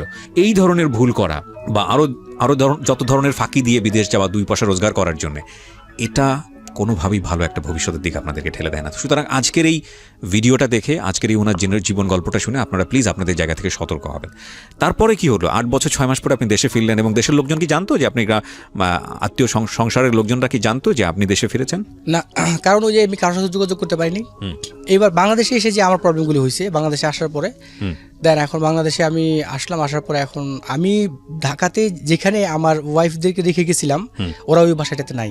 নাখালপাড়াতে আমি গেছিলাম, ওইখানে গিয়ে ওরা ওখানে নাই, কিন্তু বাসা চেঞ্জ করে কোথায় গেছে ওই বাসাটা আমি চিনি না, মোবাইল নাম্বার নাই, আগে যে নাম্বারটা ছিল ফোন দিচ্ছি নাই। আমি 20 তারিখে আসছি, এই যে আমার আমি পাসপোর্ট দেখাচ্ছি আপনার 20 তারিখে, Sure. এখনো পর্যন্ত কিন্তু আমি আমার ফ্যামিলির সাথে দেখা করতে পারিনি। মাই গুডনেস, কোন মাসে 20 তারিখে আসছেন? এই 20 তারিখ, 20 গত আজকে তো আপনার আজকে মানে এই জুনের 20 তারিখে হ্যাঁ, আসছেন জুনের আপনি? 20 তারিখে এখনো পর্যন্ত আমি আমার বাচ্চাদেরকে দেখতে পারিনি। কেন দেখতে পারেন নাই? এই পাসপোর্ট নিয়ে আপনার একটা ঘটনা আছে। হ্যাঁ, এই এটা- পাসপোর্টের ঘটনাটা আমি ক্লিয়ার করেছি। এগুলি এটা হচ্ছে আমার যারা সিমোনিয়া ক্যাম্পে, এই ক্যাম্পের কার্ড আমার, আমাকে মেডিকেল প্রবলেম ছিল তখন ওই সিমোনিয়া ক্যাম্পের আমাকে মেডিকেল চেক আপের জন্য ডাক্তার ডাকছিল, তখন আমাকে চেক করেছিল, আমার ডায়াবেটিস ধরা পড়ছিল, তখন আমাকে ট্রিটমেন্ট করেছে আর ওষুধ দিচ্ছিল এই সিমোনিয়া ক্যাম্পের সেই কার্ড। আচ্ছা, যারা গেছেন তারা কার্ড দেখলে চিনবেন। আপনাকে ফোন নাম্বার দিয়ে দিয়েছে কারা? ওখানে কতজন আছে যারা ফোন নাম্বার দিয়েছে? এখানে দেখেন অনেক লোকের তারা বিপদগ্রস্ত। এই যে শাহাবুদ্দিন, এই ছেলেটা আজকে 13 মাস, ওর ফোন নাম্বার আছে, যদি বলেন এরা সবাই আসবে স্টেডিয়ামে। এরা বিপদগ্রস্ত, আসতে পারতেছে না। এর ট্রাভেল পাস আজকে 7-8 মাস হয়ে গেছে, ট্রাভেল পাসে কোনো উদ্দেশ্য নেই। এর বাড়িতে ফোন করছি আমি, এরা বলছে ভাই এরা খুব কান্নাকাটি, কেন আসতে পারতেছে না। এই ছেলেটা জুয়েল, তার ভিসা পাসপোর্ট সব কিছু আছে, কিন্তু তার বাড়ি হচ্ছে বরিশালে, কিন্তু তারপরও সে, তার ওয়াইফের সাথে আমার কথা হয়েছে, ভিসা পাসপোর্ট সব কিছু থাকার পরও সে জেল কেন খাটতেছে, ক্যাম্পে কেন সে আছে, সব 8 মাস তার ভিসা আছে এখনো পর্যন্ত স্টিল। তার ওয়াইফের সাথে পলি বেগম, আমার সাথে কথা হয়েছে, বাংলাদেশে এসে ফোন দিছি। এবং এই যে আসাদুল্লাহ ভাই, এই আসাদুল্লাহ ভাই, যদি আপনাকে কেউ আমাদের এখানে জামালপুরের কেউ থাকেন, আমাকে দেখে থাকেন, প্লিজ জামালপুর, ওনার বাড়ি জামালপুর, আসাদুল্লাহ ভাই, ওনার ছোটো ভাইয়ের নাম হচ্ছে ওবায়দুল্লাহ, প্লিজ আপনারা ওনার বাড়িতে একটু খবর দিবেন।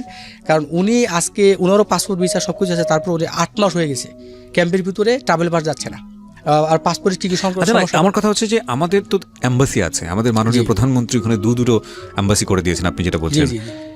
আমরা, আমাদের গভর্নমেন্ট কি ওখানে চেষ্টা করে না, জানে না এই প্রবলেমগুলো? এগুলো তো বছরের পর বছর ধরে ওখানে আছে। হ্যাঁ, গভর্নমেন্টের, কিন্তু আমি যতটুকু যে আমার অভিজ্ঞতা থেকে যেটা আমি মানে বলবো, সেটা হচ্ছে এখানে কিছু ভুল, যারা আসামি, যারা ক্যাম্পে আছে তাদের কিছু ভুল আছে, কিছু গাফিলতি আছে সরকারের, কিছু ভুল আছে ক্যাম্পের লোকদের। ভুলগুলি কি, যেমন যখন আমাদেরকে ফর্মটা দেয়, আমি আপনাকে তখন দেখাইছি যে এই ফর্মটা ফিল আপ করতে অনেকে ভুল করে, কারণ অনেক গ্রাম থেকে যায়, পড়ালেখা জানে না। বাই সামহাউ কাজটা তো আসলে সিস্টেমেটিক্যালি করতে হবে, সিস্টেমের বাইরে যখন হয়ে যায় তখন এগুলো। আমার একটা শুধু দাবি প্রধানমন্ত্রী শেখ হাসিনার কাছে, আমার একটা দাবি এম্বাসির কাছে, প্লিজ আপনারা এমন একটা ব্যবস্থা করেন, ট্রাভেল পাসের জন্য বা আউট পাসের জন্য ফর্ম ফিল আপ করার পরে উইথিন 7 ডেজ, 7 দিনের মধ্যে যেন যে কোনোভাবে তারা ট্রাভেল পাসটা পায়, প্লিজ। কারণ ক্যাম্পের ভিতরে একটা লোক থাকলে, জেলের ভিতরে তার নির্দিষ্ট ডেট আছে, এতদিন পরে সে জেল থেকে বাইরে যাবে, কিন্তু ক্যাম্পের ভিতরে কোনো ডেট নেই। এবং সেটা যদি সম্ভব হয় প্রত্যেকটা লোকের, এখন বাংলাদেশ ডিজিটাল, আমি দিচ্ছি আলহামদুলিল্লাহ, বাংলাদেশে নামার পরে আমি একটা সিম কিনতে গেছিলাম। আমি এটা রেসপেক্ট জানাচ্ছি প্রধানমন্ত্রী শেখ হাসিনাকে যে এই সিস্টেমটা মালয়েশিয়াতেও নাই। মালয়েশিয়াতে আমরা অবৈধ সিম ইউজ করতে পারতাম, যে হটলিং সিম, পাসপোর্ট, ফিঙ্গারপ্রিন্ট ছাড়াই সিম ইউজ করতে পারতাম। বাংলাদেশে আমি নামার পরে আমি সিম কিনতে গেছি, 8 বছর পরে আমার অভিজ্ঞতা, সিম কিনতে গেছি, আমি সিম কিনতে পারছি না। সিম কিনতে আমি আমার এই পাসপোর্টটা, যে পাসপোর্টে আমি আসছি, এই পাসপোর্টের ঘটনা বলতেছি, যেমন সিম কিনতে গেলে বাংলাদেশে আমি তো বাড়িতে কাউকে ফোন দিতে হবে। তবে আমি একটা জিনিস করছিলাম, লাস্ট পর্যন্ত ফ্যামিলির নাম্বার কীভাবে পেলাম, আমি আমার যত মোবাইল নাম্বার ছিল সবগুলি জিমেলে ব্যাকআপ দিয়ে রাখছিলাম। আমি এয়ারপোর্টে নামার পরে আমি গেছি আপনার উত্তরাতে, ওইখানে একটা সাইবার ক্যাফে ঢুকে আমি আমার সবগুলি মোবাইল নাম্বার আমি কালেক্ট করলাম, আমার আম্মার, আমার ফ্যামিলি, ওদেরকে ফোন দিছি। কিন্তু এখন যদি আমি বলি যে কেন আমি 20 তারিখে আসার পরে এখনও পর্যন্ত আমি বাসায় যেতে পারলাম না, আমি যখন আমার ওয়াইফকে ফোন দিই, সে ভাবছে যে আমি এই 6 মাস দিলে এর ভিতরে ঈদ গেছে, অনেক কিছু গেছে, 3টা বাচ্চা নিয়ে একটা মেয়ে, সে কিভাবে কি করলো 6 মাস পরে, সে ভাবছে আমি মনে হয় আর নাই, বা কিছু একটা হয়েছে, বা বিয়ের সাথে করে ফেলছি, বা অন্য কোনো মহিলার সঙ্গে কিছু সম্পর্ক হয়েছে, মোবাইল সব কিছু অফ, সে একদম টোটালি মানে অন্য একটা সিদ্ধান্ত নিয়ে ফেলছে। সিদ্ধান্ত বলতে সে, আমি যখন ফোন দিছি সে বিশ্বাস করতেছে না, সে ভাবছে আমি ভিসা দিয়ে মনে আসছি। তবে আমার বিশ্বাস, আমার ভিডিও যখন আমার বউ, যখন আমার ওয়াইফ যখন দেখবে, বা পাসপোর্ট যখন সব কিছু দেখবে, তখন সে সব ভুলগুলি সে বুঝতে পারবে। তখন সে বলতেছে না, সে এখনো পর্যন্ত সে আমার বাসার ঠিকানা দিচ্ছে না। আমি জানি না আপনার ওয়াইফকে নিয়ে, আমি আপনার পার্সোনাল রিলেশনশিপ নিয়ে আমি কোনো কথা বলতে চাই না, বাট আমি আজকের এই ভিডিও শেষে আমার ভেতরটা ভেঙে চুরে যাচ্ছে। তাহলে আপনি চিন্তা করে দেখেন যে এই যে প্রবাসী, আমি মুভিটার নাম মনে করতে পারছি না, এটা আমাদের খুব শ্রদ্ধেয় একজন শিল্পী তৌকির আহমেদ নির্মাণ করেছিলেন, যতদূর জানি ওটা অ্যাওয়ার্ড পাওয়া একটা মুভি। লাশ পর্যন্ত বাংলাদেশে আসে, কিন্তু সেই লাশ অদল বদল হয়ে যায়। মুভিটার নাম আমি মুহূর্তে মনে করতে পারছি না, আমি এক্সট্রিমলি সরি। আমার ওই মুভিটা দেখার পরে মনে হয়েছিল যে এগুলো কি আসলেই ঘটে নাকি, এগুলো কিন্তু আজকে এই ভদ্রলোকের গল্পটা শোনার পরে আমার কাছে মনে হয়েছে যে এক্সট্রিম লেভেলের চেয়ে হয়তো ভয়ানক কোনো কিছু ঘটে। দেখেন, বাচ্চাদেরকে দেখে নাই উনি 8 বছর যাবৎ, কি বলবো আপনাদেরকে, 8 বছর যাবৎ বাচ্চাদেরকে দেখে নাই। সংসারের জন্য উনি যা বলে গেলেন সব কিছু যদি আমরা বিশ্বাসযোগ্য মনে করে নেই, ওনার ফ্যামিলি এন্ড থেকে আলটিমেটলি, যে কোন ব্যক্তিগত কোনো রিলেশনশিপ উনি জড়াননি বা যাই হয়েছে, ওনার ওয়াইফের হয়তো অনেক কিছু বলার আছে, তো সেই জায়গাটা থেকে কতটা ভয়ানক হতে পারে না বিষয়টা, যে আমি ফিরে আসছি জেল থেকে, কিন্তু আমি বাচ্চাদেরকে কাছে যেতে পারছি না, আমি আমার ওয়াইফের কাছে যেতে পারছি না, এবং কেউ আমাকে বিশ্বাস করছে না। পুরো একটা জীবনকে পাল্টে দেওয়ার মতো গল্প। জেল জরিমানা এগুলোর তো একটা শেষ থাকে, কিন্তু উনি যে জীবনটাতে প্রবেশ করবে একটা স্বাভাবিক জীবনে, সেই জীবনের জন্য যে জেলটা তৈরি করে দিল ওনাকে, এই 8 বছরের জীবন, মালয়েশিয়ার জীবন, সেটা উনি কি সারা জীবনই ভাঙতে পারবে? ওনার ওয়াইফ কি প্রতি মুহূর্তে ওনাকে সন্দেহ করবে না? আজকে উনি ওয়াইফের যে প্রশংসাটা করেছেন সেটা হয়তো ওনার কাছে ফিরে যাওয়ার জন্যই, কিন্তু এই ভদ্রলোক যদি বলে যে না, আমার ভিতরে কোনো কষ্ট নাই, আমার সংসার নেই, আমার ভিতরে কোনো ক্ষোভ নাই, যে এত পরিশ্রম করে জীবনের এত বড় একটা রিস্ক নিয়ে যাওয়ার পরে আমি সেই পরিবারের জন্য করলাম, অথচ পরিবারের কাছে ফিরে যেতে পারছি না, তাহলে এই ভদ্রলোক মিথ্যে বলবেন আমার কাছে যেটা মনে হয়। তবে আমি আপনার ওয়াইফের নাম কি? আপনার ওয়াইফ মার্জিয়া রহমান। মার্জিয়া রহমান। মার্জিয়া রহমান, আমি আপনাকে বিনীতভাবে রিকোয়েস্ট করতে পারি, সেটা হলো যে মানুষকে আপনি এতটা ভালোবেসেছেন, রেসপেক্ট করেছেন, আপনি দূর থেকে যেটাই মনে করেছেন সেটা খুব স্বাভাবিক, খুবই স্বাভাবিক, কারণ আপনিও একটা জীবন যুদ্ধের মধ্যে দিয়ে গেছেন, সেটা একটা অনেক বড় গল্প। কিন্তু আমার মনে হয় ওনার সঙ্গে আপনার মিট করা উচিত এবং আপনার ওনাকে দেখা করা উচিত এবং আপনার শোনা উচিত আসলে কী হয়েছে। আমি খুব খুশি হব যদি আপনি ওনার সঙ্গে দেখা করেন, একটা স্বাভাবিক পরিবেশের মধ্যে দিয়ে যায় আপনাদের সংসারটা, এবং আমি খুব হ্যাপিলি অ্যানাউন্স করতে চাই, যদি এটা সম্ভব হয় তাহলে এই ভদ্রলোককে সহ, আপনাকে সহ আমি একটা ভিডিও করতে চাই, এবং শুধু এটা ভিডিও না, যে রাজীবের কথা এসছে তাকেও রাখতে চাই ভিডিওতে, এবং একটা হ্যাপি ভিডিও আমি আমার ইউটিউবের যারা দর্শক আছেন তাদের জন্য দিতে চাই। আপনি পাসপোর্ট নিয়ে কিছু একটা বলতে চাচ্ছিলেন, জি, খুব ছোট্ট করে। হ্যাঁ জি, পাসপোর্টের যে বিষয়টা সেটা হচ্ছে, এই পাসপোর্টের কারণে ওই ক্যাম্পের ভিতরে আরেকটা ছেলে, দেখেন এই পাসপোর্টটা আমার, এটা হচ্ছে ক্যাম্পের ভিতরে একটা ছেলে আছে, তার নামও এমডি আতিকুর রহমান, আমার নাম এমডি আতিকুর রহমান। ছবির সাথে কোনো মিল নাই? ছবির সাথে কোনো মিল নাই। আমার ঠিকানা হচ্ছে ঢাকাতে, আমার পাসপোর্টের ফটোগুলো দেখাচ্ছি আপনাকে, আর ওদের ঠিকানা হচ্ছে সিরাজগঞ্জ। হ্যাঁ, গেল এটা। এবং কিন্তু আমার যে প্রশ্নটা সেটা হচ্ছে, আরেকজনের পাসপোর্ট দিয়ে আমাকে কিভাবে সেই ইমিগ্রেশন থেকে, মালয়েশিয়া থেকে বাংলাদেশে তারা পাঠাই দেবে? এটা তো মালয়েশিয়ান অথরিটি করেছে। হ্যাঁ, মালয়েশিয়ান অথরিটি করেছে। মালয়েশিয়ান অথরিটি ওরা সবসময় স্বীকার করে, দাবিদার করে, Malaysian KLI Kuala Lumpur international airport কিন্তু পৃথিবীর একটা ভালো পজিশনে একটা কিন্তু এয়ারপোর্ট। এরকম একটা এয়ারপোর্টে যখন আমার ফিঙ্গারপ্রিন্ট দেই, তারাও ধরতে পারলো না। আমার ছবির সাথে পাসপোর্টের কোনো মিল নাই। আমার পাসপোর্ট রয়ে গেছে ক্যাম্পে, অন্য লোকের পাসপোর্টে আমি বাংলাদেশে এসে বসে। এই লোকটা তো বিপদে পড়বে। এই লোকটা কি হবে? কিন্তু আমি বাংলাদেশে আসার পরে এই পাসপোর্টের ভিতরে ওই লোকের মোবাইল নাম্বার আছে, আমি তার ফ্যামিলির সাথে যোগাযোগ করছি। যোগাযোগ করে জানাইছি যে ভাই এই হয়েছে সিচুয়েশন, তারা তো 20 তারিখে তার লোক আসবে, সবাই অপেক্ষা করছে এয়ারপোর্টে যায়, তার লোক তো আর আসে নাই। আহারে, তার লোক আসে নাই। এই লোকটা এখন কি হবে তাহলে? মানে এই পাসপোর্টটার বাংলাদেশ থেকে যোগাযোগ করেছে, টোটাল ভুলটাই মালয়েশিয়ান ইমিগ্রেশনের টোটাল ভুল। এখন ওরা কিভাবে সেটেল করবে? তবে আমি ওদেরকে একটা পরামর্শ দিয়ে দিয়েছি, আমার বডি নাম্বারটা বলেছে, আমার ব্যাগ পাসপোর্টও আছে ওইখানে। আচ্ছা, যদি ও একটু চালাকি করে, আমার যে এই লোকের সঙ্গে কথা হয়েছে আপনার? এই লোকের সাথে না, এই লোকের ফ্যামিলির সাথে বাংলাদেশে। আমি তার মোবাইল নাম্বার তো নাই, এই পাসপোর্টের ভিতরে একটা মোবাইল নাম্বার আছে, ইভেন ব্যাগও চেঞ্জ হয়ে গেছে। ও যখন এই নামে বডি নাম্বারে ব্যাগ দিয়ে জমা দিয়ে আসলো, তার ফ্যামিলি মেম্বার ওই ব্যাগ আমাকে দিয়ে দিছে। আমি তার ব্যাগের ভিতরে তার